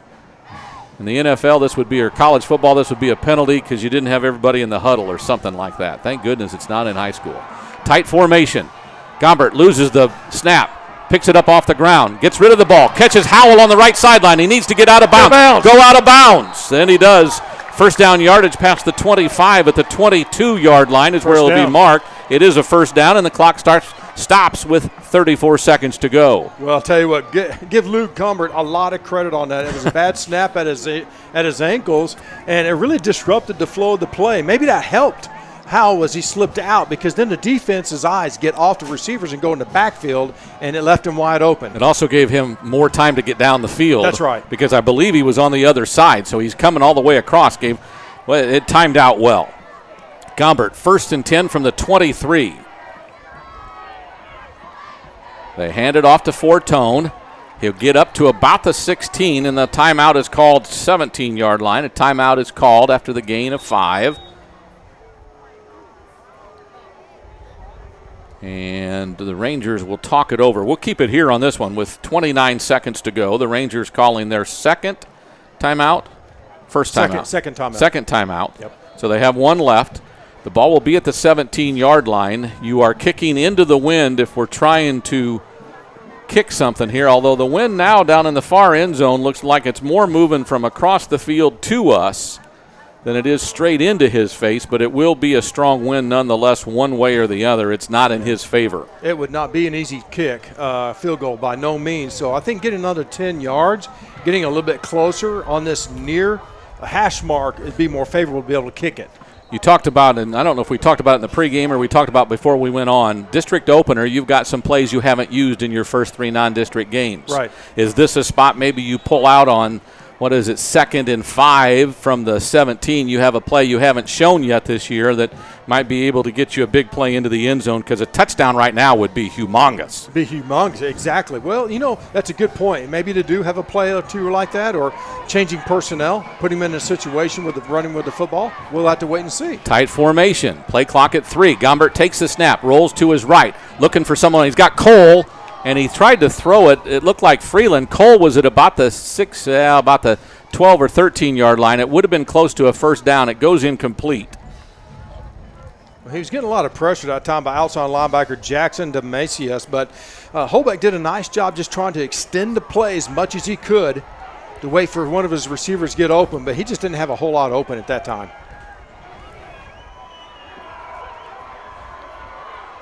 This is the 12th play of the drive. Play clock now at 10. Break the huddle. Game clock at 24 seconds and stopped on 3rd down and 4 after the incomplete pass. Gombert takes the snap, fakes the handoff to Hoskins, rolls to his left, now throws to his right. It's Hoskins, and he misses him. Goodness sakes. That had touchdown written all over it. That was no doubt that was a touchdown. If Gabe Hoskins can corral that one in, it went right behind his helmet, it looked like to me almost. Yeah. So Gombert just a hair off as Hoskins has slipped out of the backfield after he got the fake on the handoff. It was well executed. All the execution was spot on, just didn't connect with the pass. Joaquin Rodriguez in for the field goal try from 34 yards. And it looks like it's going wide left, and it does. So the Rangers' field goal try fails with 13 seconds to go. They'll go back to defense for one possession.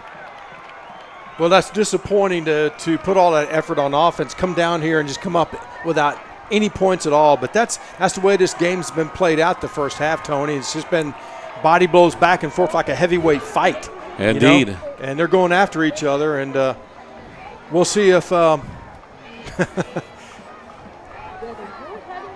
Max has got something else in his sleeve. Oh, the umpire wants to put the ball on the 20-yard line, but the spot is the 17. I'm not trying to – did they just move the sticks for them? They did. They did, because they're going to down it. But somebody check the pay of that umpire tonight, because he doesn't know what he's doing. That's the final play of the first half, as Clemens takes a knee on first down, and both teams will now head to the locker room. And we've got halftime at Rangers Stadium. No score. The Rangers and the Buffaloes tied at 0. When's the last time we've seen that? And it's been a long time. It's been a long time, yep. Especially with two high-caliber offenses tonight, and there's 0 points. I mean, both teams have been in position to score, but haven't been able to, capitalize on it. The Buffaloes have averaged 37 points a game this year. The Rangers 36 points a game, and neither one has scored here in the first half. Halftime festivities are coming up next. We'll have it for you right here on the Ranger Network. We're tied at no score. With university admission competition at its peak and demand in the workplace for the best and brightest young talent, the time is now to give our students the edge at Comal ISD. And that edge is Memorial Early College High School.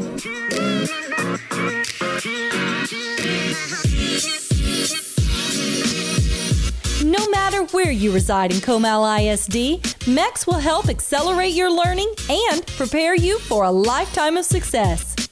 You have a choice to make your high school experience fit you and your way of learning. Through a unique relationship with St. Philip's College, you can earn an associate's degree of arts. That's 2 years of college for free while you are still in high school. MEX offers a combination of regular and dual credit courses taught right here by instructors that have master's degrees. Learn in a hands-on collaborative way at MEX. Research, explore, problem solve, and build long-lasting relationships with driven, focused, and great students like yourself. Our campus is unique with many opportunities to get involved in school spirit. Our many clubs, academic UIL, sports, community, and leadership opportunities will have you screaming with eagle pride and soaring to new heights of excellence. Explore your options with Comal ISD. Explore Memorial Early College High School today.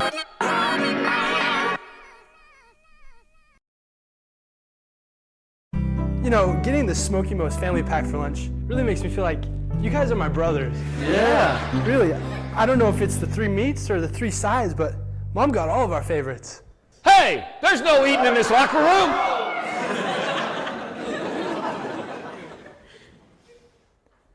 Smoky Mo's family pack makes us family, which makes me Super Dad.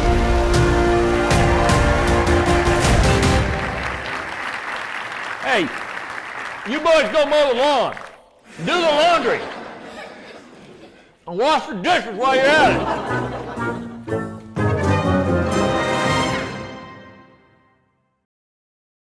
Matt, we are excited to hear what you have come up with for the new Sage Capital Bank jingle.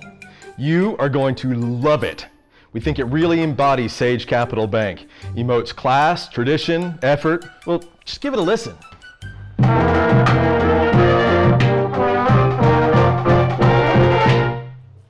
Man, that's really got spirit, but isn't that awesome? That's the Smith. Best song ever. Well, yes, it is. Yes, nailed it. Guys, we have got ourselves a jingle. Let's do it again. Sage Capital Bank is proud to support the Smithson Valley Rangers, and you can bank on that. We're back to Ranger Stadium where we have a chance to go through the scoring tonight, and there's been no scoring here, so let's look at other scores around the district. That's a good point. You know, we do have a lot of action in 26-6A, and these are all second quarter scores. Tony, we got the number 22 in the state, Steele 21, and number 10, Judson 14. So a 21-14 Steele over Judson in the second quarter. Also in the second quarter, San Marcos 28, East Central Hornets 14. So San Marcos over and up on East Central with 7 minutes left in the second quarter, 28-14. And we're all tied up between the two New Braunfels team. The Canyon Cougars are at New Braunfels Unicorns. It's 14-14 with 5 minutes left in the second quarter. In the worst bowl. Worst bowl, there you go. That is the worst bowl. Here at 0-0, it's Clemens and Smithson Valley, the 26-6A season opener for both teams. And no one has scored yet, but it's been a rock'em sock'em robot. The Rangers with a 12-play drive to end with a field goal try that was unsuccessful. They had a 10-play, a 9-play drive earlier on their last possession before that. The Buffaloes have had a couple of 8 or 9-play drives. It's been some offense, just no one's been able to get in the end zone. Well, I mean, you say haven't been able to get in the end zone. It looks like Clemens had their best opportunity, but they fumbled the football, and the Rangers recovered. That really stifled that drive. So that was great defensive play by Smithson Valley's defense. But when you turn around the other way, now Smithson Valley's just got to be able to be more consistent on offense. They know they can run the football, which is something they knew they had to do coming in tonight's game. Be more consistent, pick up those, don't get behind the chains with second and third and long because of penalties. I think one thing Coach Hill's telling his team, guys, stop all the penalties, stop all the extracurricular hits, activity. It's killing us because they're set up with good field position. They got momentum, and penalties are setting them back. So just clean it up, continue to do what you're doing, execute, and good things will happen. Again, it's 0-0 here at halftime at Ranger Stadium. We're going to take a timeout. Actually, we're going to go right now to Senior Moments and Miss Emily on Senior Moments on the Ranger Network. We're tied at 0 at halftime. Thanks, Coach. Thanks, Brant. Today we have a special guest sitting here with us on Senior Moments Trivia. We've got Jackson Garrett and BZ, our new trainer at Smithson Valley. Thanks for joining us, BZ. That's right. Boys, are y'all ready for some trivia? Yeah. All right, today what you're playing for is a piece of history. Right here in my hands, I have a piece of turf that was on Ranger Field from the year of 2011 to 2019. So our first question today is, A cow, this is multiple choice, ready? A cow gives how many glasses of milk in her lifetime? A, 2,000 glasses of milk. B, 20,000 glasses of milk. Or C, 200,000 glasses of milk. BZ. C, 200,000 glasses of milk. You are right. Bonus question. This opens up to anybody. What kind of cow makes chocolate milk? Garrett? Good. It doesn't count. Next question, guys. A group of lions is called a BZ? Pride. Very good. As in Ranger pride, boys, get you some. And you should have some pride too. Good answer. Next question. What is the former name of the NFL? Jackson? A little fast on professor. BZ? Would that be the AFL? Before the merger? No. Okay. Anyone? The actual name was the American Professional Football Association. Good try though. Learn something new every day. You ready for the next round? How many lug nuts are in a standard size cartwheel? BZ. 6? No, not 6. Next, anyone? You know this. You might as well guess. It's not going to count against you. Garrett, 5 is right. You got a point. Good job. Good. Bonus question on this one. Do you know how fast NASCAR pit crews can take lug nuts off? BZ? This is true. Very. Anyone more specific?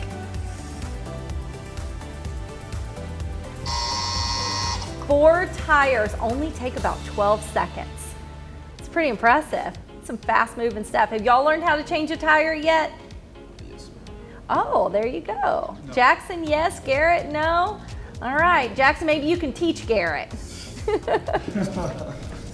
Next question. So there are 12 buttons on a cell phone.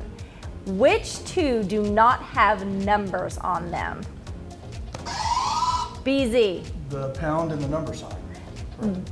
Oh, they're the same thing. Yes, I'll give it to you. Good job, BZ. Yes, that's right.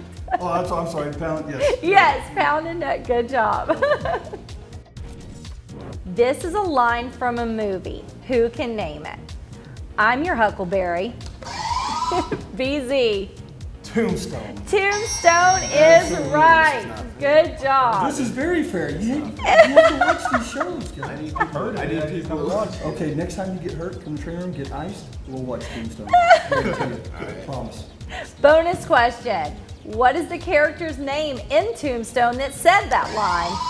BZ? Sorry, it's my favorite movie, Doc Holliday. Very good. Yes, absolutely. Well, BZ, since Tombstone is one of your favorite movies, and it's definitely one of mine, can you give me a couple more of Doc Holliday's quotes? You're a daisy if you do. That's a good one. That's a good one. Yes, it is.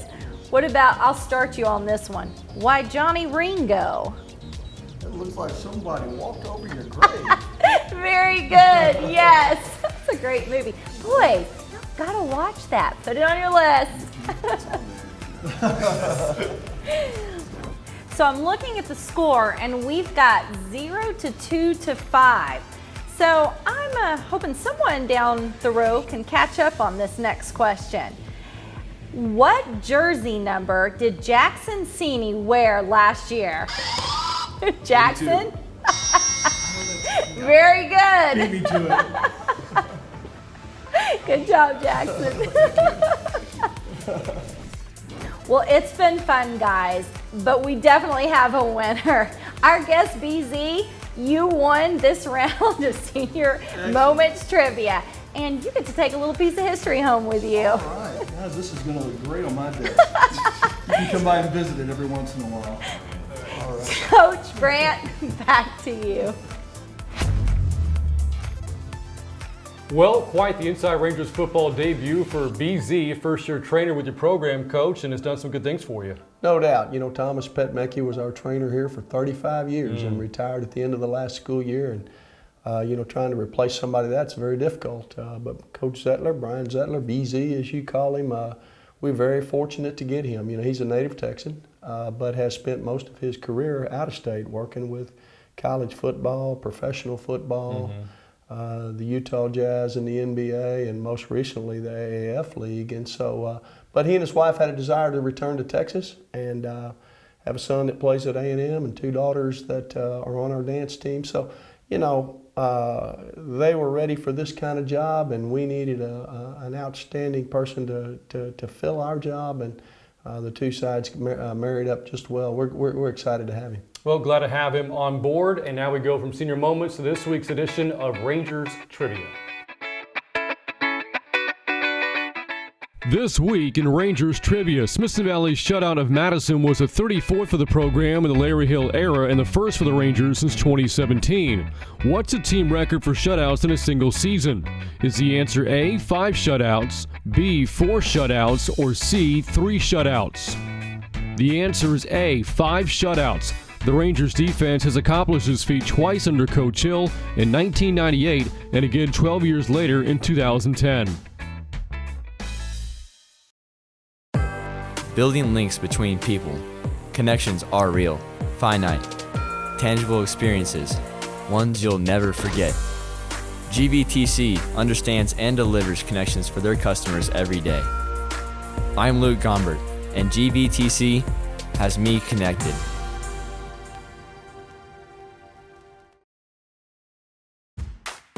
Fisher's Neighborhood Market is teaming up with the Smithson Valley Rangers. When you stop to gas up, look for the Ranger Spirit Pump. A portion of sales from this pump will be donated directly to the SV Athletic Booster Club to help out our Rangers. So choose the one that's Ranger Blue and fill up. Fisher's Neighborhood Market is proud to sponsor the Smithson Valley Rangers. Summerhill Dental, how may I help you? Let me get someone who can help you.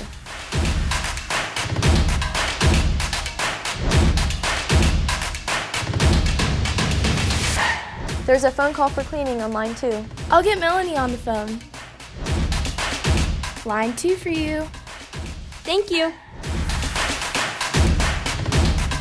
Hi, this is Melanie. Yes, we do deep cleanings and mouth guards. Of course we do implants. We actually make them here in-house. I can get Dr. Bayless to talk to you about it. Don't forget to point your toe. Thank you. Summerhill Dental. We are your Smithson Valley dentist. At Ranger Stadium, we're at the half, and we're tied at 0-0. No score in the first half. And here at halftime, it's time for the Smithson Valley Ranger Marching Band to take the field. So we'll step aside in just a moment because I don't think they're ready yet. But Jeff, as we come back just briefly, no score, but what we think could happen in the second half, as we've talked a little bit about it, is somebody's going to break the ice and get a score, and then we might have 2 or 3 in a row. It may be high score in the second half, and again, these are two teams that are used to getting in the end zone a lot, and to play half a football game without getting in the end zone is kind of like unheard of by these two football teams. But you know what? They're going head to head, and we're looking for a lot of new things. Maybe the wrinkle happen in the second half. You know, I'm still thinking about some special play or some sort of special position that you play a person in that you haven't seen before. You know, for a game like this, when really a lot's at stake, you got to come out of the gates with a win in your first district opener, particularly these two schools, because they can beat anybody in the district. They're that good. So whoever wins this game definitely has an upper edge. And you've got an exciting schedule for both teams coming up as the Rangers have Canyon and then an open week followed by East Central, Judson, Steele, San Marcos, and New Braunfels. Clemens, on the other hand, follows this with Steele, So if they lose here tonight, then they've got basically the best team in the state next week. So they're looking at this being a must-win for them to not go 0-2 to start district. So it's a precarious position both teams are in, wanting to get off to a good start. Well, Coach Larry Hill, I mean, he knew when you're involved in 26-6A, you know this is the rough road that you have to hold. This is just the way it is. It's a beat-up district. You get beat up every week. Any week you can lose, or any week you can win. So you know what? You play against some of the best in the state. That kind of makes you good too. If you do, you do, and you got to beat somebody. So we're going to take a quick timeout. We'll come back with the marching band here on Ranger Network. You know, getting the Smoky Mo's family pack for lunch really makes me feel like you guys are my brothers. Yeah. Really, I don't know if it's the 3 meats or the 3 sides, but Mom got all of our favorites. Hey, there's no eating in this locker room.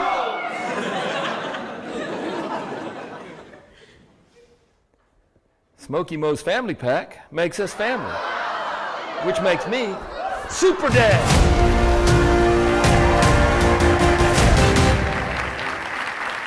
Hey, you boys go mow the lawn, do the laundry, and wash the dishes while you're at it.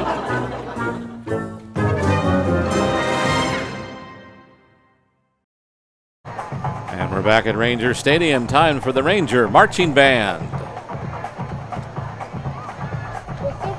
Are being led onto the field tonight by Junior Lieutenant Faith Falcon and Lorna Luciano, Senior Lieutenant Melanie Bell, Lieutenant Colonel Tandy Folsom, and Colonel Dakota Martinez. The Silver Spurs and Silverados are under the direction of Director Ashley Rochelle and Assistant Director Ayla Stevens.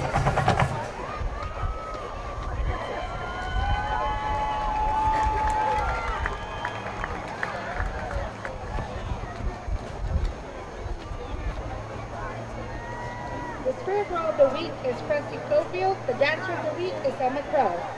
This evening, the Silver Spurs and Silverados, joined by featured twirler Laura Matula, will be performing a production routine, The Earth, Wind, Fire's Boogie Wonderland. Now please welcome the award-winning Silver Spurs and Silverados.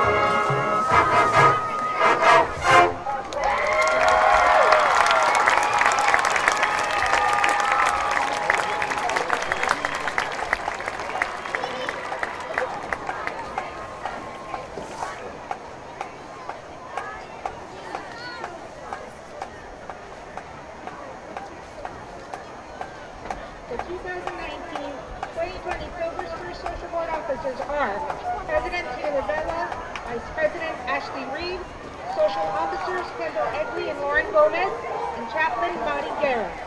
The Silverado Spirit Girl of the Week is Casey Guba.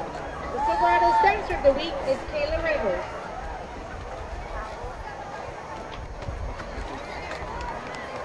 Next, the Ranger Band and Color Guard will perform a portion of their UIL marching show entitled Mystery Tour. The show will feature the music of the Beatles, including Eleanor Rigby, Yesterday, and Got to Get You Into My Life. Soloists for the Ranger Band include Amanda Miller, Jonathan Nunez, Josh Robertson, Frankie Barker, Josh Fiorentino, Thomas Hinojosa, Josiah Mesa, and Alexis Timmons.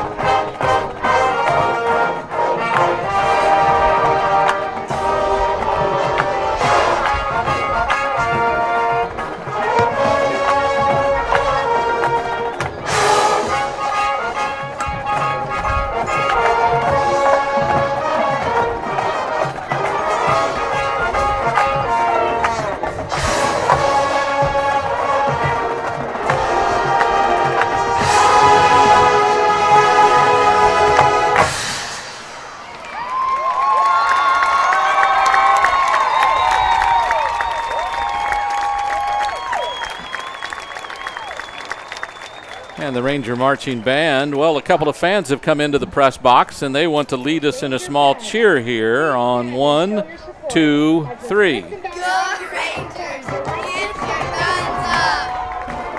All right, that's the call tonight. Ranger, get your guns up. As we're on the Ranger Network, tied at 0 at halftime, back with the second half kickoff right after this timeout. You know, getting the Smoky Mo's family pack for lunch really makes me feel like you guys are my brothers. Yeah. Really, I don't know if it's the 3 meats or the 3 sides, but Mom got all of our favorites. Hey, there's no eating in this locker room.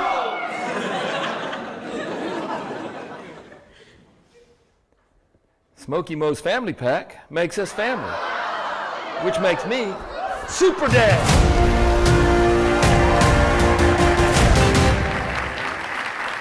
Hey, you boys go mow the lawn, do the laundry, and wash the dishes while you're at it.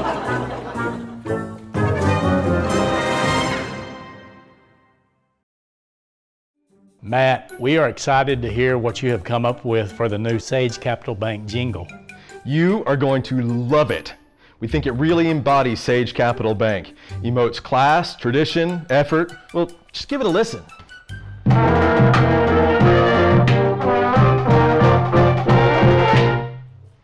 Man, that's really got spirit, but isn't that awesome? That's the Smith. Best song ever. Well, yes, it is. Yes, nailed it. Guys, we have got ourselves a jingle. Let's do it again. Sage Capital Bank is proud to support the Smithson Valley Rangers, and you can bank on that.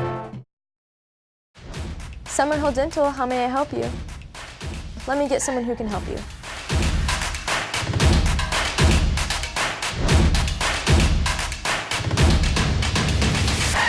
There's a phone call for cleaning on line 2. I'll get Melanie on the phone. Line 2 for you. Thank you. Hi, this is Melanie. Yes, we do deep cleanings and mouth guards. Of course we do implants. We actually make them here in-house. I can get Dr. Bayless to talk to you about it. Don't forget to point your toe. Thank you. Summerhill Dental. We are your Smithson Valley dentist. And we're back at Ranger Stadium, about ready to start tonight's second half. First half scoring went like this. And then it was over. 0-0 our score at halftime as neither team reached the end zone. Neither team really did much work in the red zone, to be honest with you. And neither team was able to score. The only real scoring option was a field goal try by the Rangers toward the end of the half, and it went wide left in this howling wind we have out here tonight. But the Rangers will receive the second half kickoff, which should occur any moment now. As everybody, the clock hit 0, guys, about 3 minutes ago, but you know how bands are and officials are, and sometimes you just don't start as quick as you should. Well, it's a full packed house here on the home side, and the band is part of the entertainment value that you get here when you come to Ranger Stadium. Right? Without a doubt, without a doubt, as the band makes its way into the stands right in front of us. So we'll be able to hear them front and center. Buffaloes, number 21, Jackson Macias. Well, you know what they did? We elected to kick off. They deferred the wind till the fourth quarter. So that's why. Yeah, so they're going to have the wind in the fourth quarter. So they'll kick off into the wind here.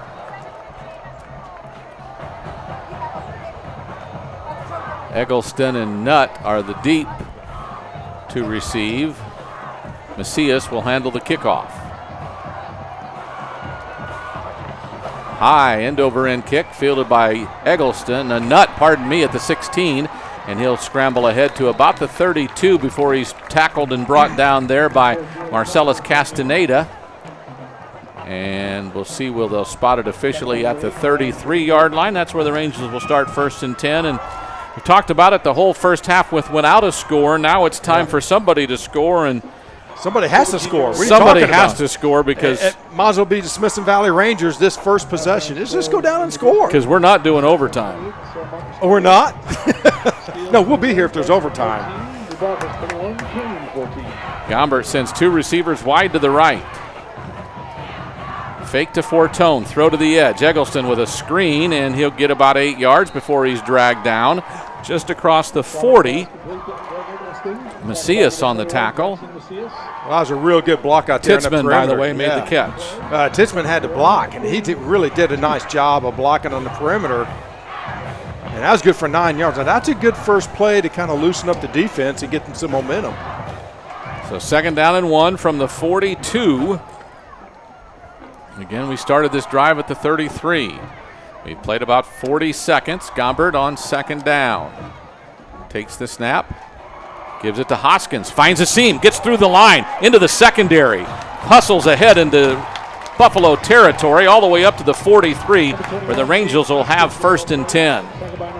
Real nice point of attack that time by Gerald Van Sickle, Colby Sudds, and Brandon Dornick. Taylor Brooks, the center. That center to the left side of the Ranger offensive line did a nice job getting a nice push, man-on-man blocking. And that was a great execution run right there. That's the way to start the second half off right there. So the big gain. Rangers tight formation. They've run a lot of this tonight. Gombert. Handoff. Fortone coming left. Cuts up in after a block from Eggleston. Stumbles ahead. Maybe a yard they'll give him to the 42. So a 1-yard gain brings up 2nd down and 9.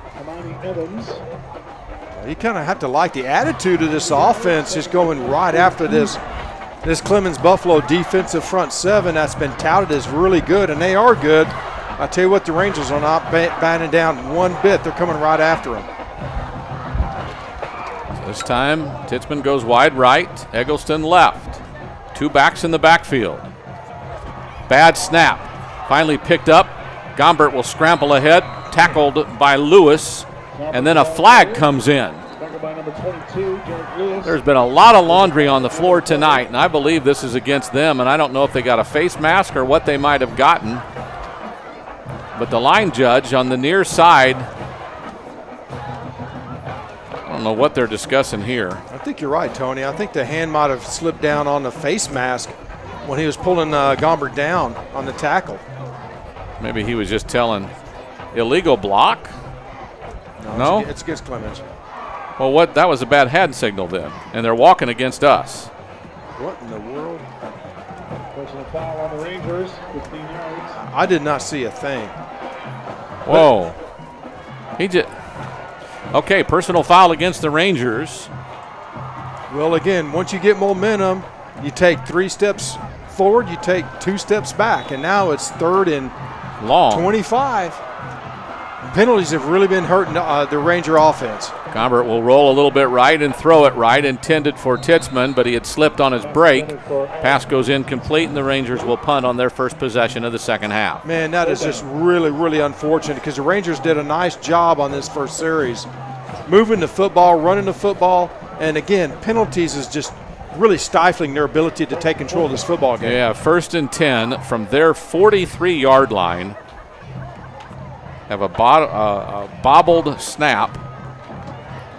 That's the 3rd bobble snap or bad snap we've had Bad tonight. snap, yeah. I mean, in any event, you're shooting yourself in the foot. Yeah, you Brooks, rugby-style kick, lands at about the 20. Oh, it's going to roll toward the end zone. May go too far.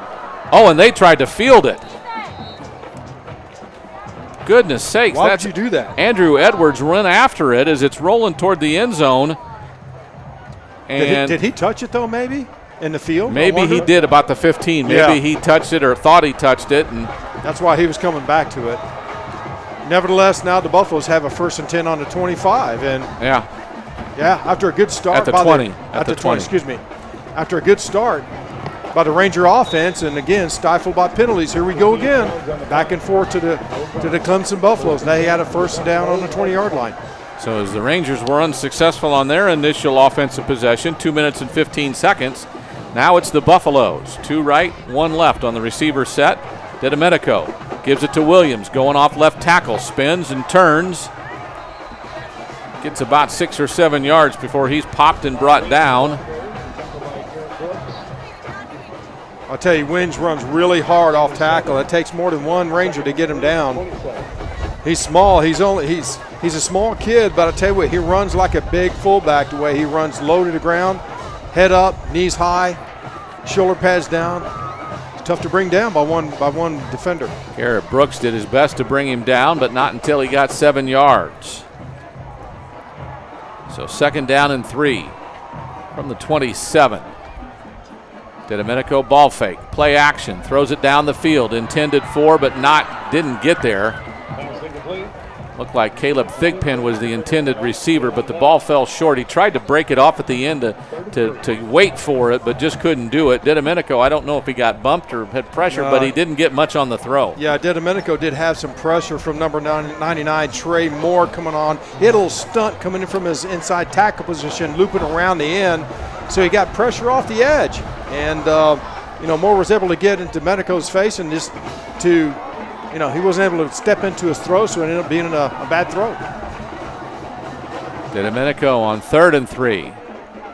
Fakes to Williams, then keeps it himself. I think he got stopped, though. Spotted down at the 29. A bunch of Rangers there. Thomas Zoig, I think, is the one who hit him while he tried to jump over the pile.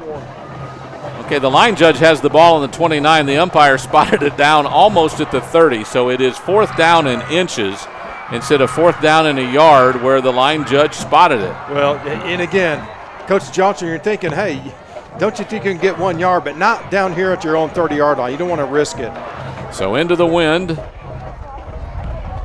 It'll be Macias trying to punt. Yeah, the Rangers ought to get pretty good field position after this punt.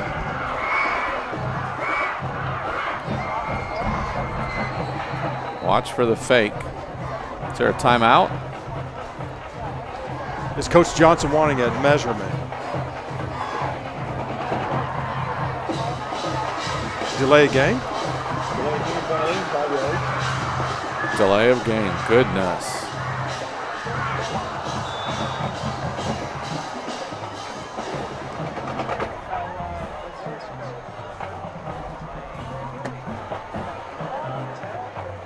I don't understand.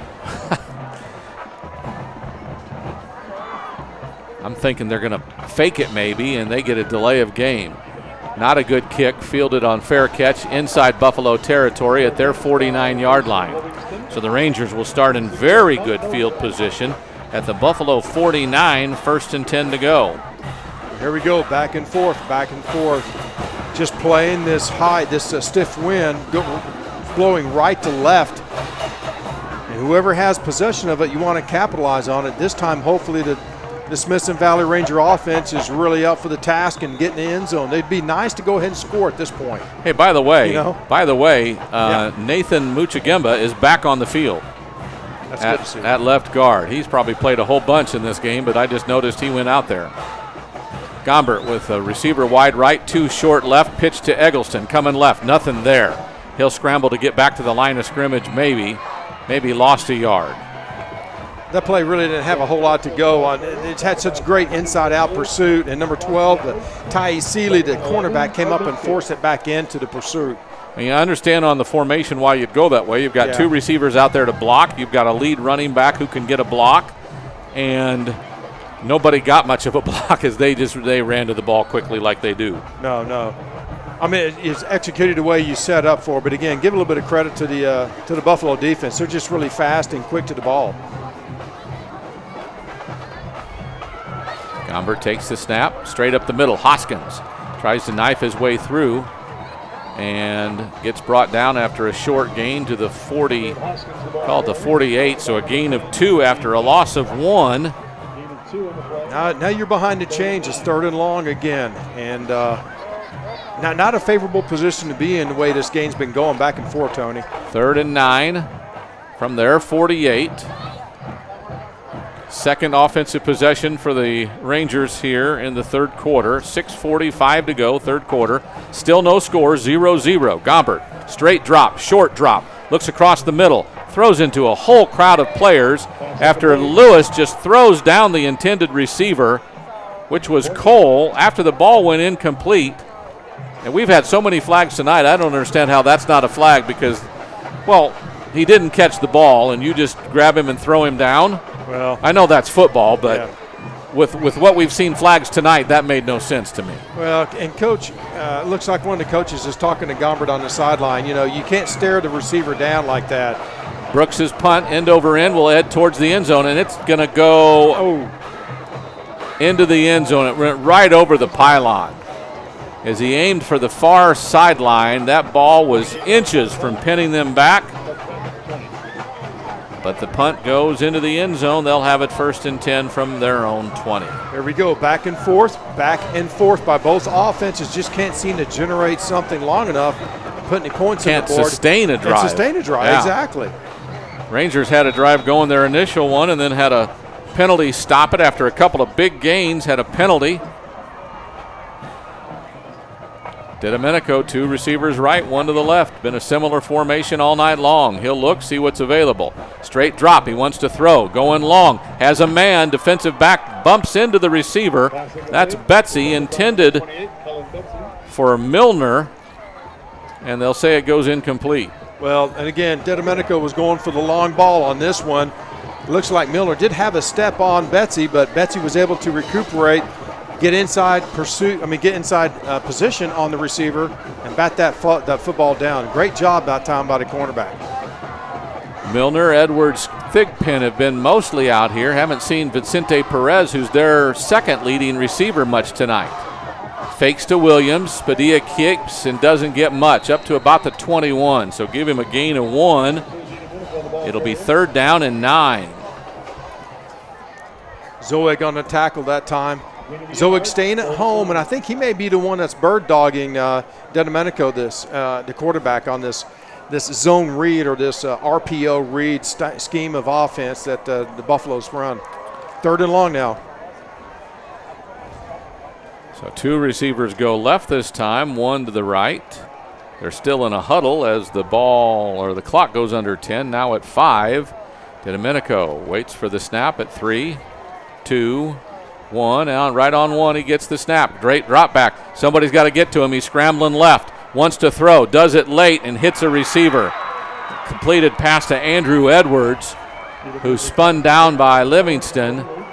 But not until a 1st down catch up to the 37. Well, DiDomenico had pressure. He was running for his life, running to his left, and he had to basically throw the football 15 yards across his body.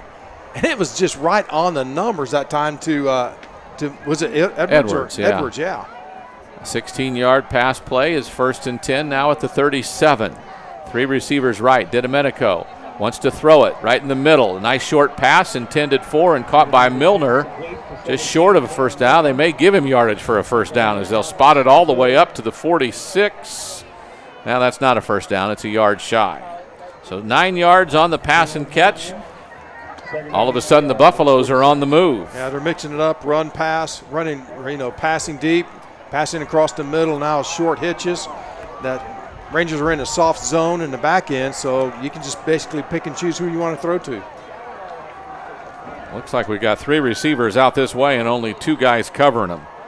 They'll give it to Williams, who'll drag the defender, Trey Witcher, ahead for a 1st down to the 48-yard line, and that is a 1st down on a gain of 2. Yeah, normally you'd say that was a great play by Witcher, and it was. He hit Williams in the backfield, but Williams was able to spin off and make enough of the 1st down.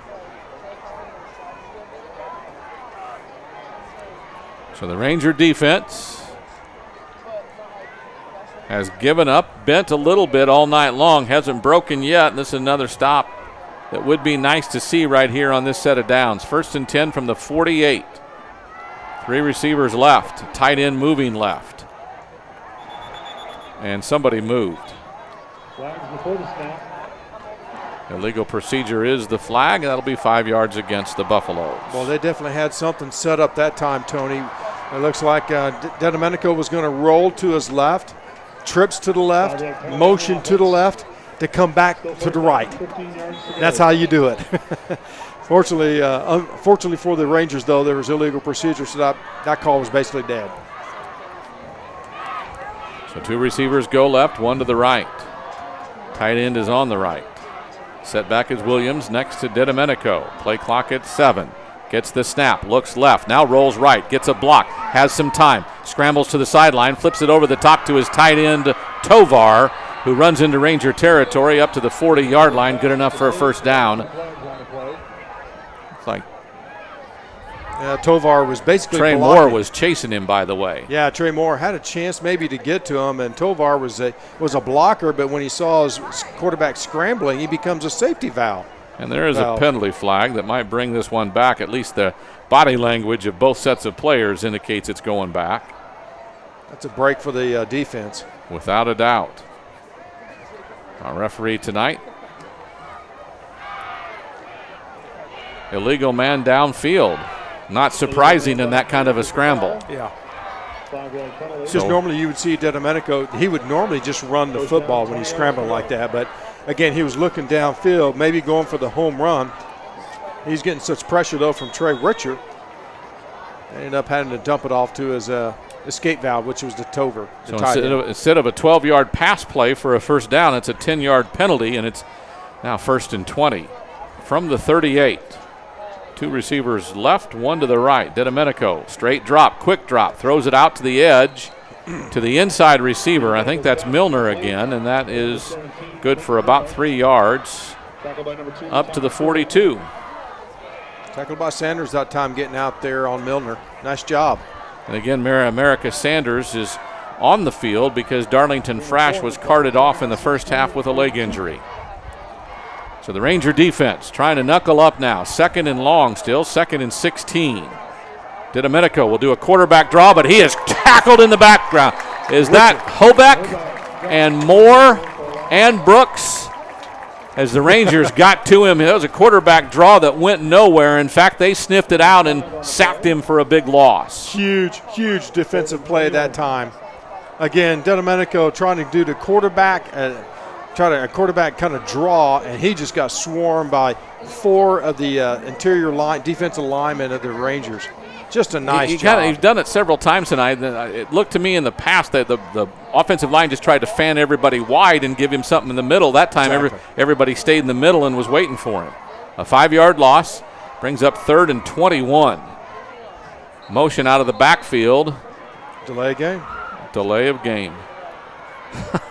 I really that's a head scratcher. You know, delay game. How many delay games have they had? Back to the 32. Well, it's the 3rd penalty on this drive. It's 3rd and 26.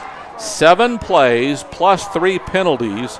So they've gone to the line of scrimmage 10 times. They started on the 20. Now they're at the 32. After 10 plays. On 39, on 3rd and 26.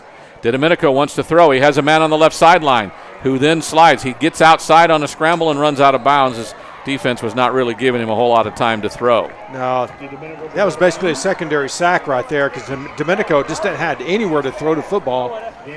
So give credit to the secondary on that one.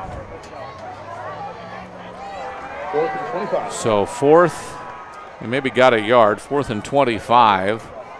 Punt unit will come out. Macias will drop back.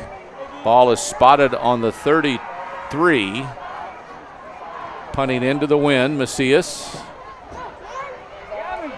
gets the snap. Has some pressure, gets it off. Livingston fair catches it at the Ranger 41, and that's where the Rangers will start 1st and 10. As both teams continue to land some punches, but nothing too effective so far. Although the Buffaloes just had a drive of close to 10 plays, including penalties, and didn't really have much to show for it. No, not and that's at all. A lot of plays to not go anywhere. Well, both teams are kind of been doing the same thing, Tony. They get a little momentum and they go back because of penalties. Happened to the Rangers on their first drive. 1:26 left in the 3rd quarter. Still no score. Fortone up the middle. Has a big hole into the secondary. Across midfield. Then hit and knocked down inside the 45-yard line. That is, again, Mason Chambers, the safety, who ends up making the tackle. But not until Fortone crosses midfield with a gain of 17 yards on a first down run. Well, there's nothing more demeaning to a defense is to have the fullback go right up the middle for 25 yards. That's just like almost getting a punch in the gut. Great play that time. So from the 42, it's 1st and 10. Rangers on the move. Late seconds of the 3rd quarter, no score in this one. Gombert Gives it to Fortone, going left, caught in the backfield. Nowhere to go. Yeah, they've seen that play a little bit too much here tonight, I think. They sniffed that one out. Yeah, Bennett with the tackle. The Rangers will lose a couple of yards. They'll say a loss of a yard back to the 44. And again, those quick hitters right up the middle have been more effective than trying to go wide on this team, on this defense that has a lot of speed.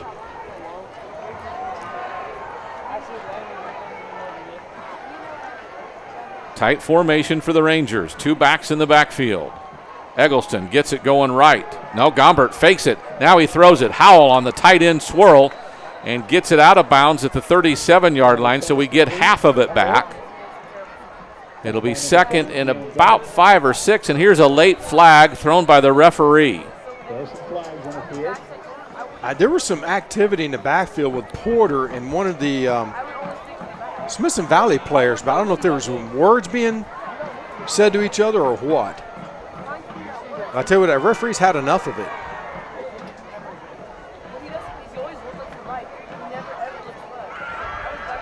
So the gain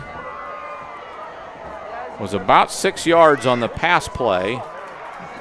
Johnson, he's just not. They're going to tack some yards onto it, and I believe he's going 15 for a personal foul. Is that what he called?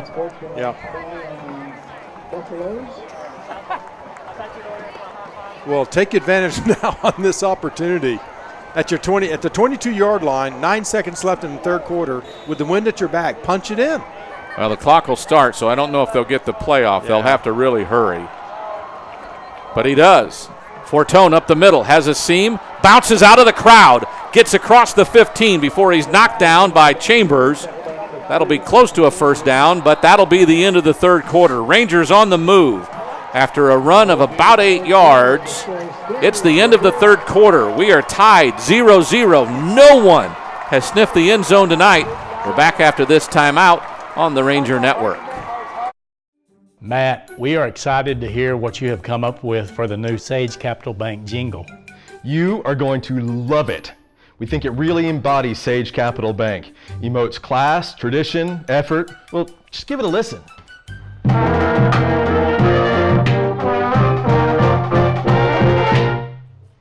Man, that's really got spirit, but isn't that awesome? That's the Smith. Best song ever.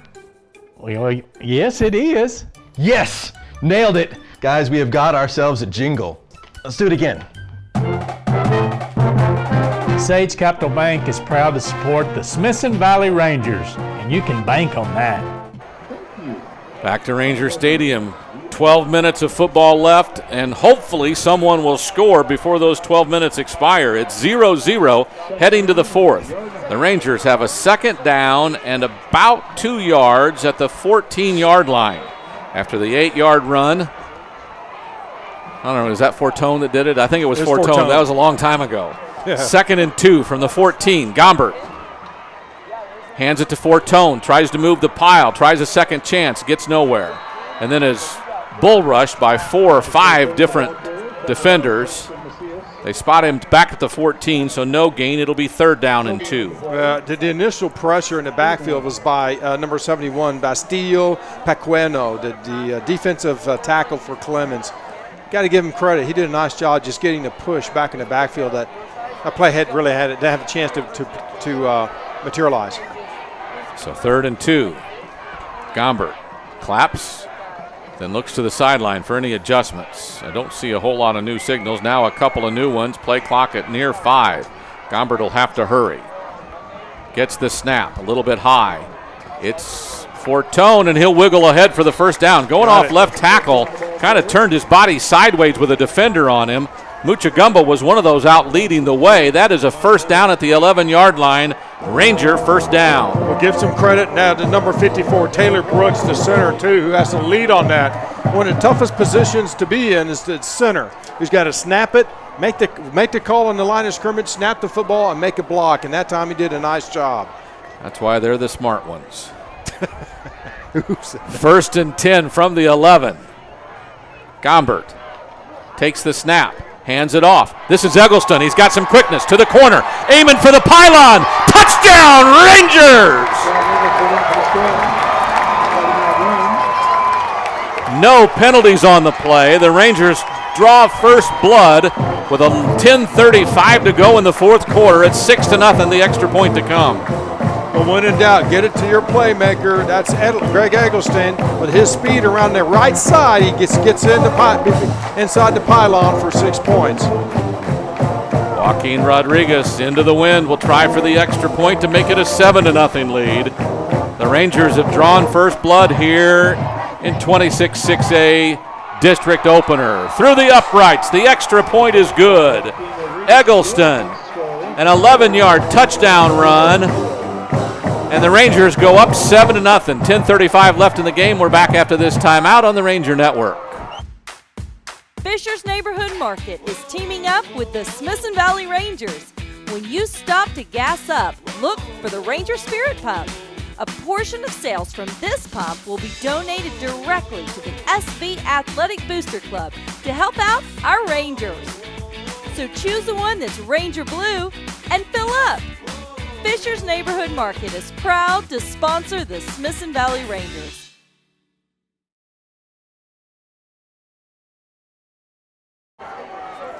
Back to Ranger Stadium, just talking about what we expect out of Max now as the Clemens Buffaloes will get the ball back with the wind at their back. Last possession, or last couple of possessions, a lot of throws. Yep. They kind of went away from running. He had one quarterback draw that was sniffed out. Everything else looked to be a pass. Well, and penalties kind of hurt him too. They went backwards instead of forwards, but hey, that's okay too if you're a Ranger fan like we are. Without a doubt. So again, 10.5 minutes to go in the game. Rangers draw first blood. They lead it 7-0. Tubas are up in the air.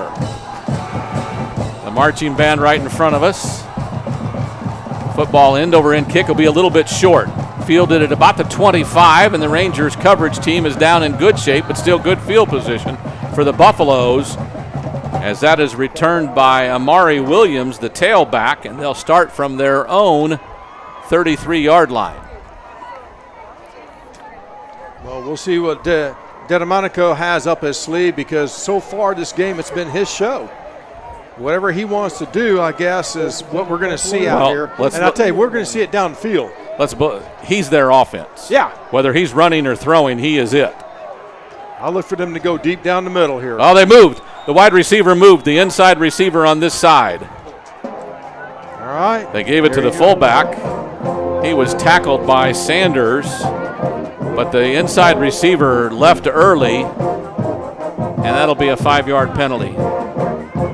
Well, the play was designed for Dedemonico to get the snap, roll to his left, which he's just as effective rolling to his left, throwing across his body, as he is rolling to his right, throwing with his body.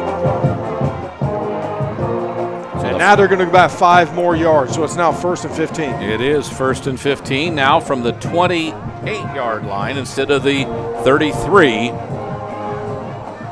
2 receivers left, 1 to the right, fullback.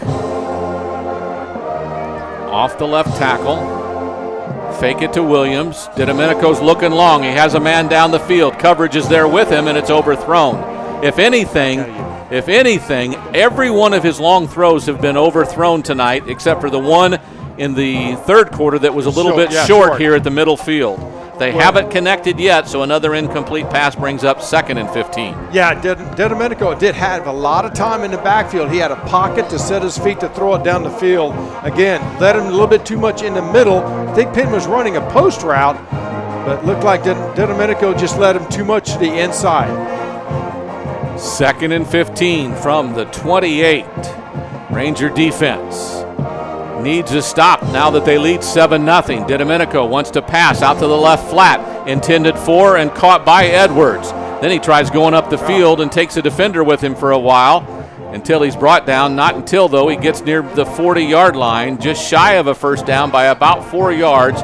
They'll spot it at the 39. It'll be 3rd down and 4. Well, not now. I'll tell you what, it was 2nd or 1st down and 15. Now it's 3rd and short. This is going to be a big down right here on the Buffalo 39-yard line to see if the Rangers can hold them. So 3rd and a long 4. Dedemonico, 2 receivers right, 1 to the left. Wants to throw. Has a man in the middle of the field. Waves him off. Then tries to throw. Nice. Good pass breakup. I think that's Livingston who saw it, read it, and got rid of it. Great play by the safety, Livingston, just breaking on the ball, batting the ball down. That's what you're looking for. Now it's 4th and 4, and the Buffaloes have to punt the football. That was a great defensive stand by the Rangers. As you're watching it and I'm watching it, you're thinking, man, maybe we'll go out and grab it and intercept it and run it back. But he made sure that ball wasn't completed, and that's his job. That was the best defensive stand all night for the Rangers right there. By help of their penalty, too. Yeah. So Macias will punt again with the win from the 39-yard line. The snap is good again. Some pressure. They don't get to him. The high spiraling kick fielded by Livingston at the 21, and he knifes ahead. Gets 9 or 10 yards, and the Rangers will start 1st and 10 from their own 30-yard line. Maybe the 31. There is a flag on the play, so we'll keep it here. Well, let's just hope it's not an illegal block in the back or holding or something like that. 40 yards on the punt, 9 yards. It looks like it is against the Rangers, though. That's decent field position starting at the 36. Now they're going to be back like at the 15. Or excuse me, the 25. 40 yards on the punt. Looked like about 9 yards on the return, but they're going to march it back against the Rangers. Illegal block in the back. 10 yards back, so they'll start at the 21 instead of the 31. Boy, you see that way too often on punt return teams. Just you got to make sure your hands and your hat is in front of the body. If it's even questioned, let them go. So the good news is it's 1st and 10 from the 21, so no harm, no foul. Your field position isn't as good, but you're not behind the chains with a penalty that stops you. So 1st and 10 from the 21. Let's roll out some yards here. 9:22 to go in the game. 7-0 Rangers. Here's Fortone up the middle, has a big seam. He's got a first down over the 30, near the 35, before he runs into and punishes Chambers as he falls forward for a first down at the 33. Well, give credit to right guard Ryan Benka, 6'1", 250 junior, who pulled on that play and made a nice kick-out block that really opened up the hole that time for Fortone. Nicely done. They've got several different running schemes, and the ones that have a pulling guard or a pulling lineman have seemed to be clogged up tonight because of the length of time it takes to do that. Yep. This time we saw plenty of a big hole for Fortone. 1st and 10 from the 33. Here's Fortone going left, has a seam, cuts back up inside, gets to the middle of the field, and goes across the 40 to the 41 for a gain of about 8. And the Rangers are moving the ball on the ground right now. He spun down, but not until 8 yards on the game. Beautiful, beautiful. Now you're 2nd and short, and on this play, on this call right now, you can do so many things. In fact, you can go for the home run ball right here on 2nd and short, but you're shaking your head, don't do it. Get a first down. Just get a first down, yeah. Eat up the clock. I'm telling you what, Jeff. Keep their offense on the bench. You get 6 or 7 more first downs and you go up 14-0. It's over. It's over. I hear you. I'm just telling you, there's a lot you could do with 2nd and short. Sure, no, you could. Oh, bad snap. Gombert will try to pick it. Now he won't. He'll fall on it at the 26. So it'll be 3rd down and long. That one was low. He couldn't field it. So a loss on a bad snap. Boy, you got such momentum going. Now it's 3rd and looks like 15, 16. 17 maybe. Yeah, I don't know what's going on between Taylor Brooks, the center. Maybe he's having such great pressure at having to make his block that he's not – I don't know. We hadn't seen this before the first 3 games. Not like this, because it's been multiple times tonight.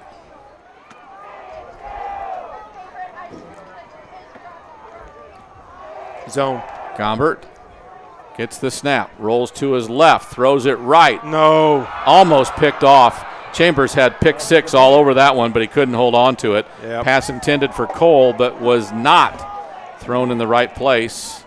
Chambers gives up a chance for a score by not able to hang on to it. Well, when you've got 5 dropping deep in their zone, you don't want to throw in the middle of the field like that. It's just interception waiting to happen. So, rolling right, throwing left. You've got defense all over the place. That was very fortunate for the Rangers to get that one. So Brooks is back to punt. This time, again, he's a kind of punter with his rugby style that really isn't affected as much by the wind. He gets this one off. It's low, and it'll be bouncing, and it takes a sideways bounce and goes out of bounds inside the 30-yard line. So not a bad punt for the Rangers. 46 yards on the punt. That's okay. Keep injuries free from having to be able to field that that punt, Tony, and that really is a good situation right there. That was a 29-yard line. That was the end of the wind. That was a great punt to get 46 yards and start them inside their own 30. So 7:11 to go. Let's see if the numbers are on our side as they start from their own 29-yard line. Well, the defense has to rise up and do it again. Right here, right now, the defense has got to make a difference and stop Clemens. DiDomenico with one receiver split either way. This is a handoff to Williams up the middle, finds a seam, then gets dragged down. Good tackle from below. That is Padilla, who got the tackle after a gain of about 3 at the 32. Well, it looks like Clemens is in no hurry either. Just going to run their style and their scheme. They have been slow moving all night really long. have. I don't remember. Last I can remember them was Frank Harris just always getting up there and going in a hurry. This year or tonight, they have not been in a hurry. No sense of urgency at all. Any point in the game. DiDomenico fakes it to Williams, drops back, has a man. That is Edwards across the middle, and he overthrew him again. Incomplete pass with 6:32 to go. Rangers in cover 2 zone, and that time Edwards just split the corner and the safety, and DiDomenico was just trying to hit it right in that soft spot. He was just a little too far again this time for Edwards. So Edwards, the intended receiver, is incomplete. It is 3rd down and 7 from the 32-yard line. All 3 receivers out on the right now. Edwards gets back to the line. Trips to the right. The running back is to the right of DiDomenico, who wants to roll to the right, has blocking, not much pressure, has a couple of men. Now they come after him, and he throws it incomplete as he tried to make a tough throw against his body, and it went low. He rolls out of bounds like he was pushed or something, and now asks the referee to make a call, but they don't, and that'll be incomplete in time for them to punt. There is a flag. Yeah.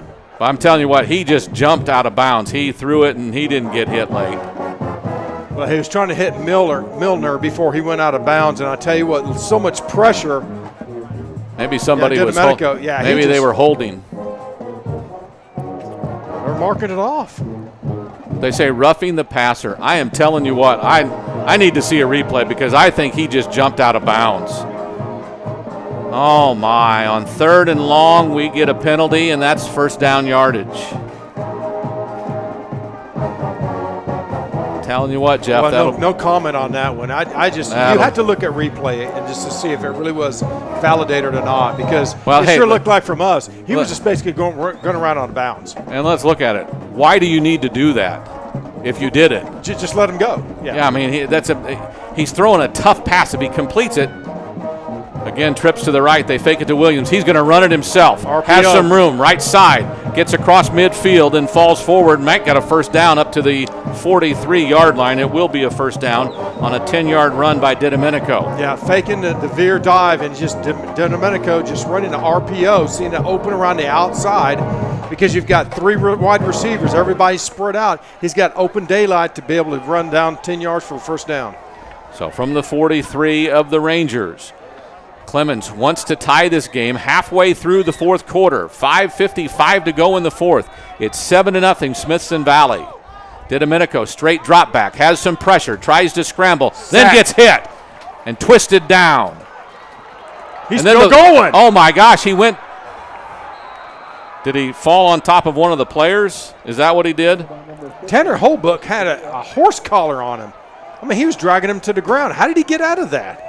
I don't know, but he's got a 1st down up at the 31-yard line, miraculously getting out of that. Well, give him credit to the young man. DiDomenico, he's a strong kid, 6'1", 190, like we said before. But he runs hard. He does. I mean, he's the best player on the field. As a quarterback. So, 1st and 10 from the 31. They'll throw a quick out to the sideline. Coverage is there, but still a gain of about 6 or 7. Up to the 25, I believe, is where they'll spot it. Nutt on the coverage, along with somebody who's kind of, it's Padilla. Yes, Padilla. He looks like he shook up a little bit, limping a little. So Nutt on the coverage. Padilla got out there to help with the tackle. A gain of 6. It's 2nd down and 4. This is Williams, off right tackle. Near a first down in the 20-yard line. It is a first down. Jackson Sinney helped make the tackle. Well, now you see the Clemens offense have a little bit quicker click to their play calling. They're wanting to get it in there. Now you see the Ranger defense a little bit winded. Quicker they score, though. If they do score, then you get more time. But I understand what you're talking about. They feel a little hop in their step, and you're right, the defense is struggling. 1st and 10 from the 20-yard line. Rangers need a stop bad. They lead 7-0. DiDomenico takes the snap. Gives it to Williams off the left side. Gets some blocks. Gets 5 yards before he's brought down by Livingston. Up to the 15, a gain of 5. Real simple sweep with a lead blocker. Good for 6 yards around the left end that time. And Livingston did a nice job getting off his block to make the tackle in the open field. It is 2nd down and 5 from the 15. This is the 8th play of the drive that started at their own 29, aided by a 15-yard personal foul penalty. The biggest penalty of the game because that was 3rd and 8 when it happened and it was incomplete. DiDomenico, 2nd and 5, takes the snap, fakes it to Williams, has a man left. He's throwing a crossing route and throws it away as the receiver ran into a defender and really had no shot at it. He got caught up in traffic. Well, that was designed as almost like a rub or pick play right there, Tony, and it didn't work for him.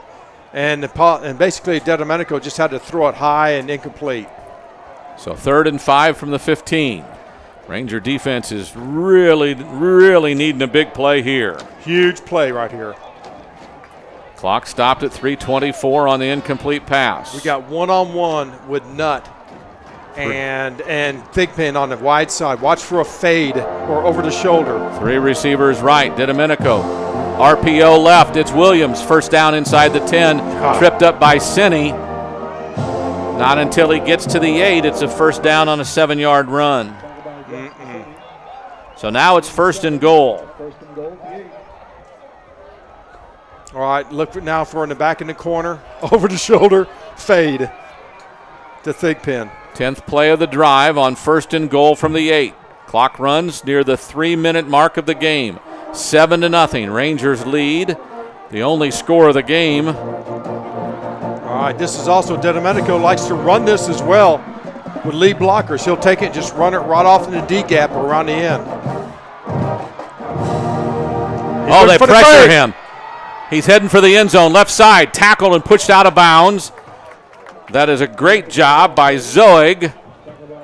So it's 2nd and goal from the 6 on a 2-yard run. Good play by Zoig, not getting fooled by the fake and a misdirection, and he had DiDomenico dead in his sights. Nice tackle there by the sidelines. So clock stops on the out of bounds. 2:44 to go. 2nd down and goal from the 6. Rangers lead it 7-0. All right, look for the quarterback again. He loves to keep the football and run with it when he's down on the goal line. And they've got it spread out so he has more room. Now he wants to throw. Has a couple of routes toward the end zone. Incomplete. Intended for, I believe that's Thigpen.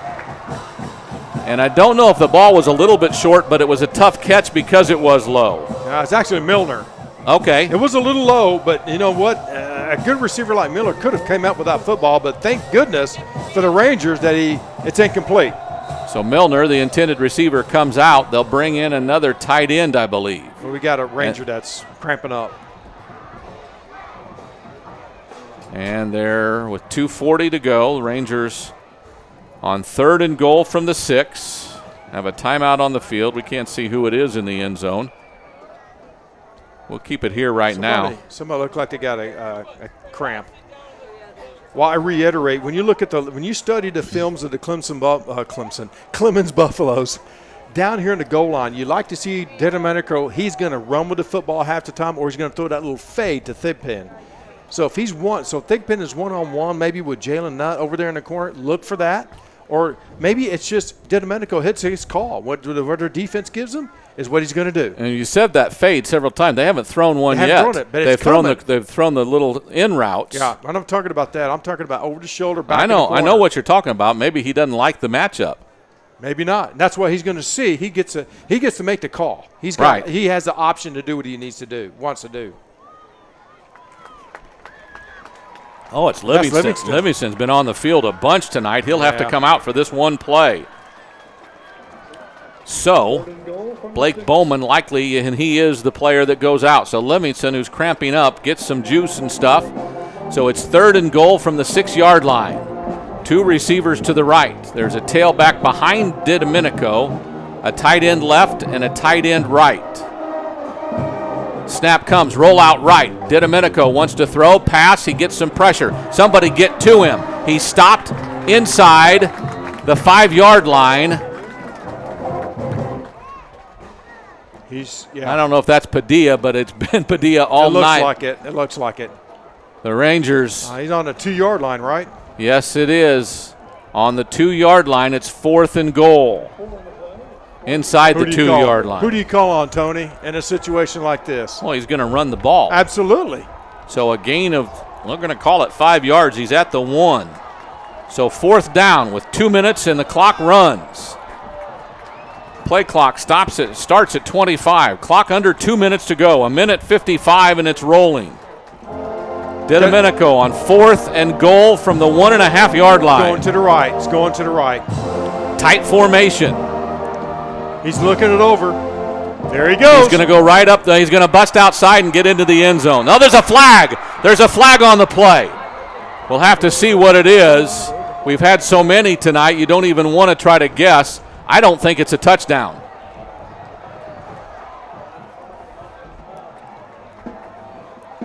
The umpire, who's wandered around all night, has the ball going back towards the 2-yard line. Holding. Oh, my. The supposed tying touchdown run by DiDomenico is waved off by holding. And DiDomenico was just on the one knee almost out there. He's exhausted. He is. So now it's 4th and goal from the 11-yard line. So they gained a half a yard on the penalty. Try to figure that out. Oh, my. It's the wandering umpire. All right, now you got Thigpen one-on-one on Betsy down here. This is a mismatch. You'd have to think he's going to scramble and try to throw, or if he sees a lane run. Play clock at 5. DiDomenico rolls to his left, has 2 receivers out here. One is wide open in the end zone, and it's a touchdown. Why, oh, why? They just X'd the 2 receivers, and the defense didn't stay with him. It's a touchdown for the Buffaloes, and they are an extra point away from tying this one up. It's well executed. It's way it's designed is to basically create some chaos in the secondary. Therefore, number 4, Edwards, is wide open in the corner of the end zone. No one around him.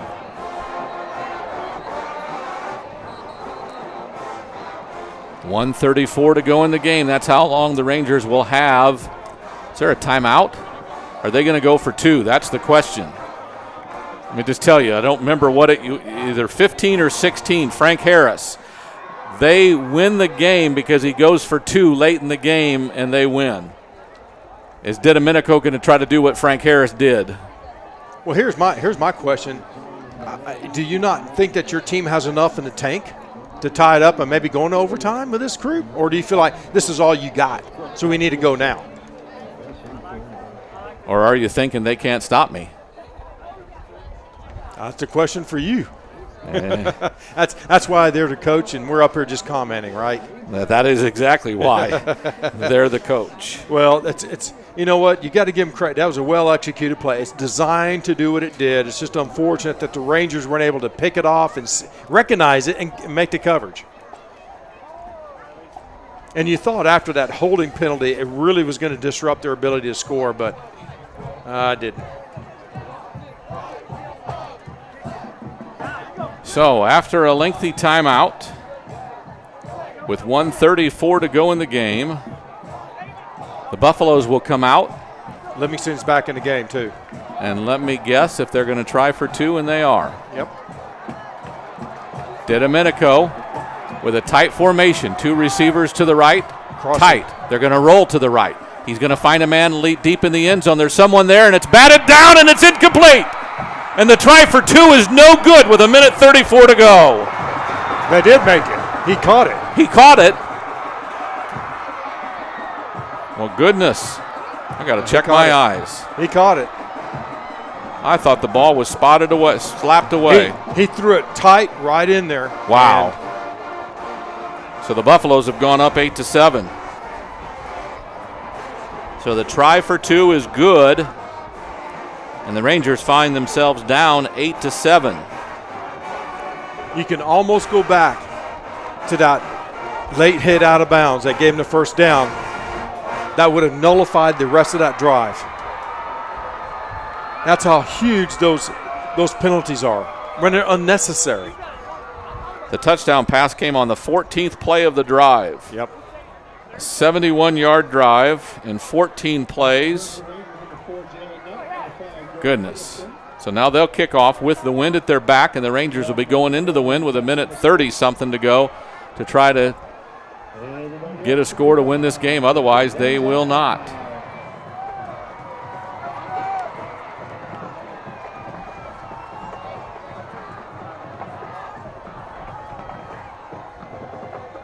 Buffaloes.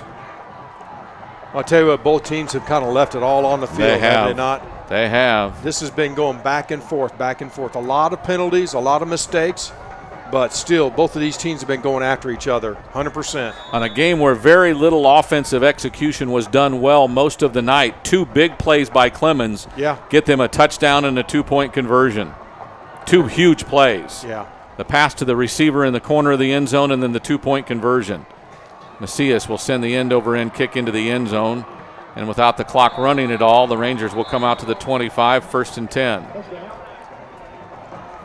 Well, it's Luke Gomberth and the Ranger offense. We got to see what they can do. You know that this experienced Clemens defense is going to be in prevent, somewhat of a prevent. Right. But they're also going to bring pressure. I would probably see that linebacker coming off the edge as well, just to put pressure in the back end. So it's going to be interesting. 1st and 10 for the Rangers, 25-yard line. So the Rangers send a receiver wide to the right, one tight to the left. The setback is for Tone. Gombert with some time, throws across the middle, has a completed receiver, and he's popped. That is Chambers again. Not until a 1st down yardage. The clock stops with a 1st down up to the 37-yard line. So a gain of 12 on the pass play. Up in a hurry, Gombert. Again, short drop, looks out to the flat. There's a flag late down the field. I don't know if there were whistles because everybody stopped. The field judge threw the flag clear back at the 35-yard line of Clemens.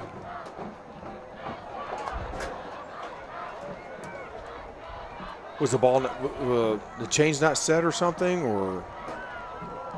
Because both teams were set and ready to go. I mean, well, that's not, I don't know where that's a flag from him. Again, the referee is just very vague as far as timeout. So they called a timeout. Okay. Clemens called a timeout. So before the play started, he's trying to get the play clock or the game clock reset. 1:26. 1:26 or 1:27. That's fine. So it'll be 1st and 10 from the 37. The play didn't happen on the pass to Howell, I believe, out of bounds on the other side. But she was open, too. And the flag back here, I'm not real sure what that was about. But it is no play because of the second called timeout by the Buffaloes. So we have 1st and 10 on the 38, 37. 37. Yeah. So still lots of time. Plenty of time. Plenty of time. Clock stops on 1st downs to move the chains. They're more methodical in high school than they are in college, so you know that happens. So, what do? You got to complete passes, march down the field. Or if you're going to run. You got to get down about the 20-yard line to get a decent chance at a field goal. At least. Maybe more, maybe 15. Into this wind, it's still gusting. It is still strong. Safeties are 20 yards back. Gombert, short drop. Offensive line protects. Completed pass. It's Titzman. Up across midfield to the 46, where he'll be spotted. Clock stops on a first down pass. Single high safety. They were going to try to keep everything in front of him. That's a cover 4. Gombert again has time. Now needs to find someone open. Throw it away. Almost picked off. Good job by Howell to knock it away. Not a good decision. Second down and 10, 1:08 to go. When you don't see anything open and you run, then just throw it out of bounds. Stop the clock. Play the next play.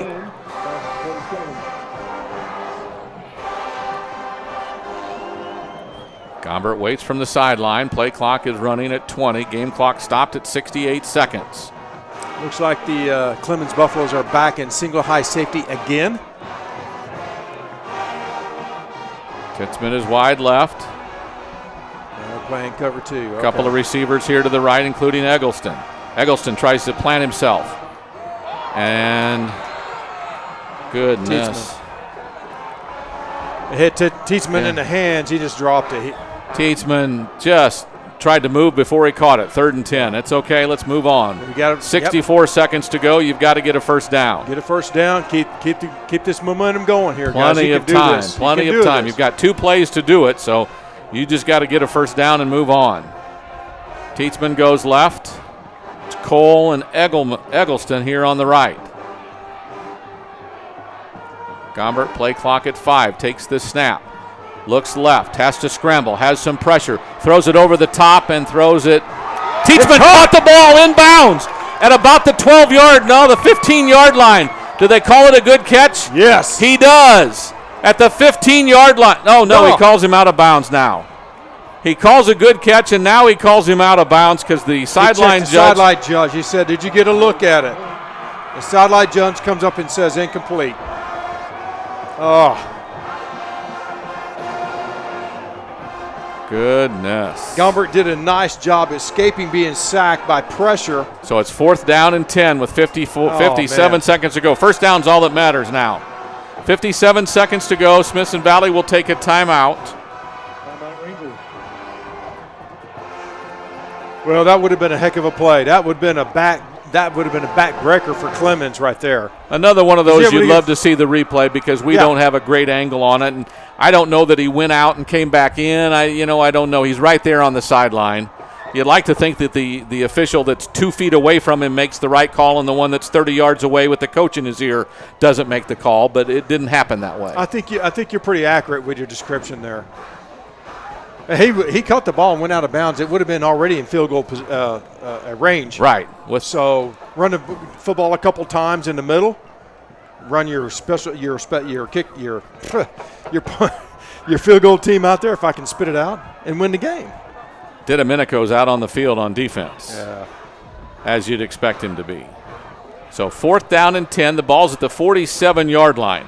Rangers have to get to the 37 for a first down to continue this drive. 2 more timeouts in the pocket of Coach Larry Hill. 8-7. Clemens leads by a point after scoring a touchdown with 2 minutes to go and going for 2 and making it. Rangers will bring the unit back out on the field. Play clock starts at 25. Take your time and execute something. Yep. Tietzman, Eggleston go left. Cole is the only receiver to the right. Gombert takes the snap, fakes the handoff, has time, looking, and throws it where no one is. And it's incomplete, and that's the ball game. I don't know if he looked like he was looking for Eggleston, who was running basically the hash line, and he didn't look. And it looked like Gombert was expecting Eggleston to break off his route. It did look like that. And he didn't. He kept going vertical.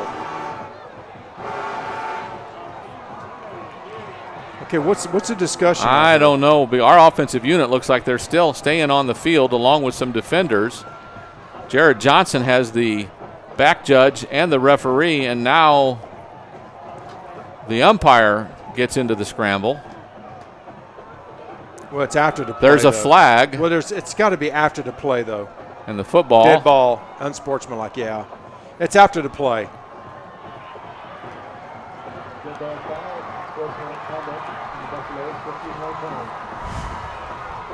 So the 15-yard penalty will take it back. And again, all they have to do, there's 2 timeouts. Well, we could force them to have to punt, I guess. Well, maybe not. No, they can kneel it down. Yeah, they can kneel it 3 times.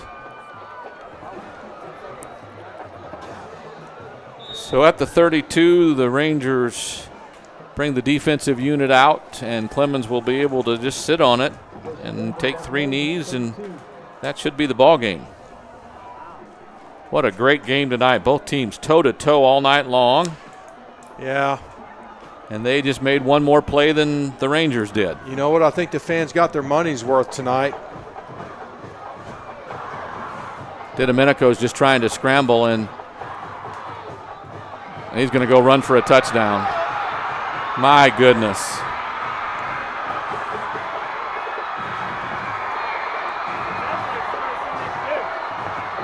He pretended to be going out of bounds, and the Rangers just quit on him. Well, he wasn't. Yeah, he wasn't, so he just kept going. Right, he wasn't going to go out of bounds because he was going to go down, but nobody stepped up to stop him.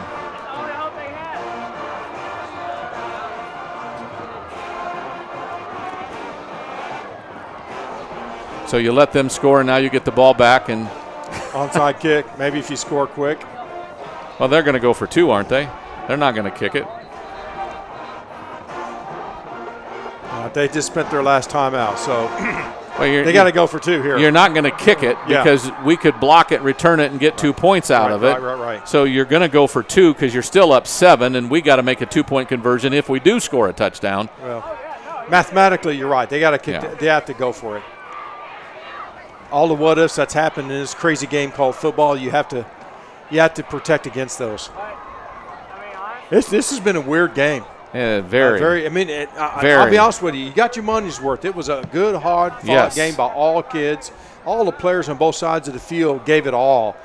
To your point, I think you hit the nail on the head. Just Clemens had a couple extra plays that Smithson Valley didn't. Well, you said it earlier. Both teams left it all out on the field. They did. Nobody got shortchanged by effort tonight because, again, they made one more play than you did on the 2-point conversion to give them a chance to go ahead. And you don't want to point the finger, but it's all stems back to that late hit out of bounds.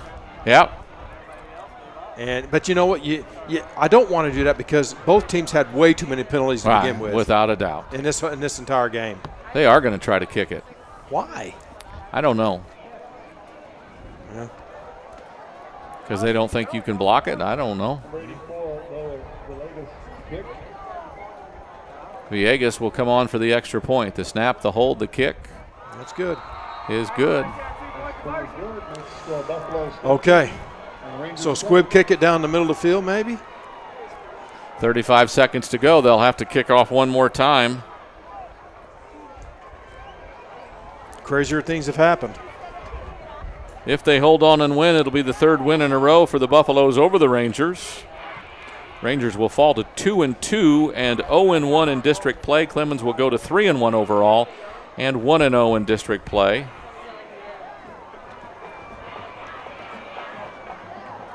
That's a tough way to start your opener for 26-6A, but we kind of know this going into this district. There's a lot of tough football teams, and they play hard when they play against each other, and we knew tonight was going to be one of these kind of rock fest football games, and we've witnessed another one here tonight. Other scores, Judson over Steele, 44-41 with 3 minutes to go in that one.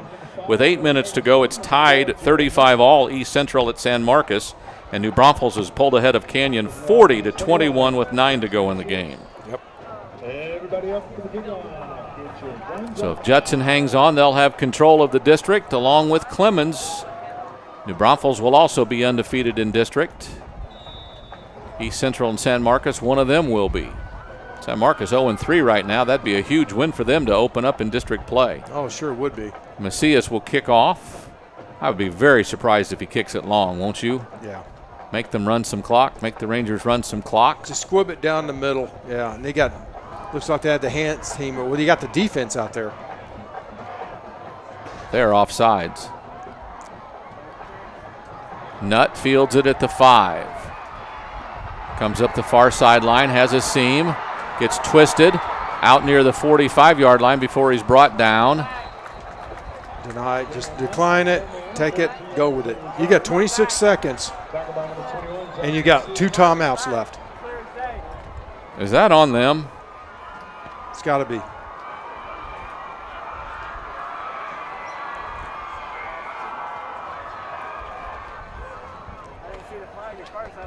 So they're offsides. Is that a post-possession penalty that was just thrown? Well, your guess is as good as mine the way this referee crew's been working this game. We know it was offsides here. We do. On the kickoff team. Right. Okay, you decline that. You want to return, but this other one, I don't know. Well, yeah, you don't want him to kick it again. No. You already lost, 9 seconds on that return, which was a good return by Jalen Nutt. So if you get a few extra yards out of this, that'll be perfect. And it looks like they might be doing that. I think he's. No?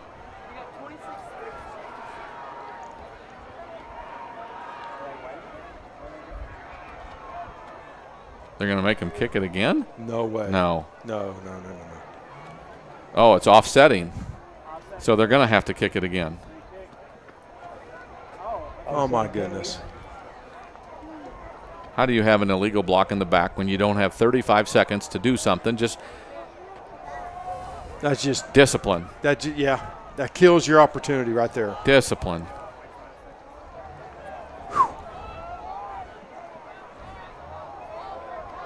Goodness. Way too many penalties. Goodness. Way too many. I don't know about Clemens, if this is normal for them, but I know for Ranger football, growing up and seeing the Ranger football, you would never see this many penalties. No. In a game. And yet we have. And it's cost you the game. Why is Jared Johnson out at the hash? What is he doing? And then unsportsmanlike on them post-possession. So the alternating, the 2 penalties offset each other, right. Offsetting penalties. But then they got an unsportsmanlike at the end of it. Means they'll kick off from the 25. Okay. Again, time is your enemy here. You don't have enough time to do another 9-second run back. Nope. Well, they don't want to kick it to Eggleston. That's for sure. So they'll probably kick it towards number 4, Jalen Nutt. He's a good returner, I'm thinking too. If he can push kick it, pop it up in the air and right down, yep. Kick it to the 40 or so. The Rangers still got to go 60 yards if they're at the 40. The ball blew off the tee. Imagine that with this win tonight. First time it's happened. Cannot imagine. Huh.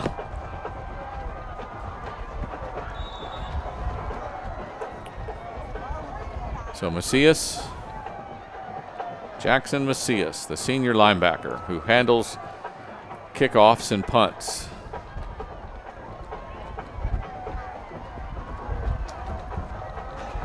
Same thing. Nutt mishandles the punt or the kickoff. Now he's got a seam up the sideline. If he got one man to beat, goes out of bounds with 18 seconds to go, out past the 40. So you're about right where you were before. You just have 8 seconds less. Yeah. So the Rangers have to just get a field goal. So you're guessing 10, 20, 30, 40, at least 40 or 45 yards. Yep. DiDomenico will be the single deep safety. Let me tell you, Nutt had one player to beat. He might have gone all the way on that thing. Yeah. God. That one right there, so close. That kind of opened up, didn't it? It sure did. Crazy. So Gombert will take the shotgun snap. He got 12 men on the field. No, he got off. Gombert throws it and almost intercepted. Looking for Douglas, but threw it a little bit short. Yeah, Seeley was there, yeah. Knocked it away. Second down, 12 seconds to go. A little miscommunication tonight between quarterback and receivers on a few crucial pass plays, too. That's kind of weird to see this late in the season, too. Yeah, it is. Poise is a word I think we're lacking a little bit of. Just composure. In certain situations, we don't seem to be able to execute because of that. Get off, get off. That was not going to have any. Yeah, Luke's pass to Howell was low and really wasn't going to go anywhere anyway. 8 seconds to go. Check down passes really aren't what you need when you're under 15 seconds to go. But no, give some credit to Lou in the sense of there's not a whole lot there. No. So what are you going to do? I don't think he's got a strong enough arm to really heave it downfield. So play clock at 10, game clock at 8 seconds to go. Could be the last play. Rolls a little bit left, wants to throw it, throws it long down the left sideline. Intended for Eggleston and Tietzman and intercepted by Taylor.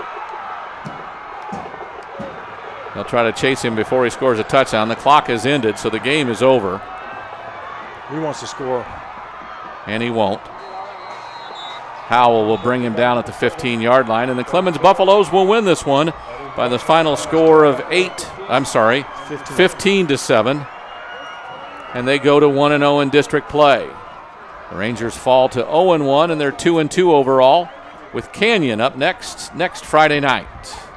We'll take a timeout, and we'll come back and wrap this one up. The Rangers fall to Clemens. The final score, 15-7. Stop at Fisher's Neighborhood Market for anything a Ranger could need. Whether you're heading to work, coming home from school, or just needing a break to grab something tasty, Fisher's Neighborhood Market is your one-stop shop. Fisher's Neighborhood Market is proud to sponsor the Smithson Valley Rangers. Matt, we are excited to hear what you have come up with for the new Sage Capital Bank jingle. You are going to love it. We think it really embodies Sage Capital Bank. Emotes class, tradition, effort. Well, just give it a listen.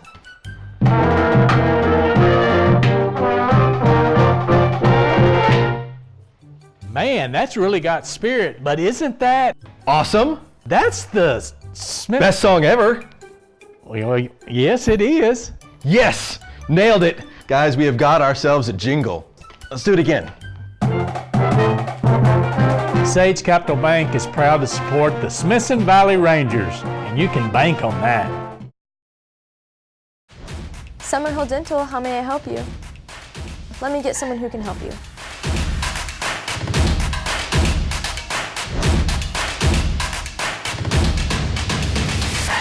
There's a phone call for cleaning on line 2. I'll get Melanie on the phone. Line 2 for you. Thank you. Hi, this is Melanie. Yes, we do deep cleanings and mouth guards. Of course we do implants. We actually make them here in-house. I can get Dr. Bayless to talk to you about it.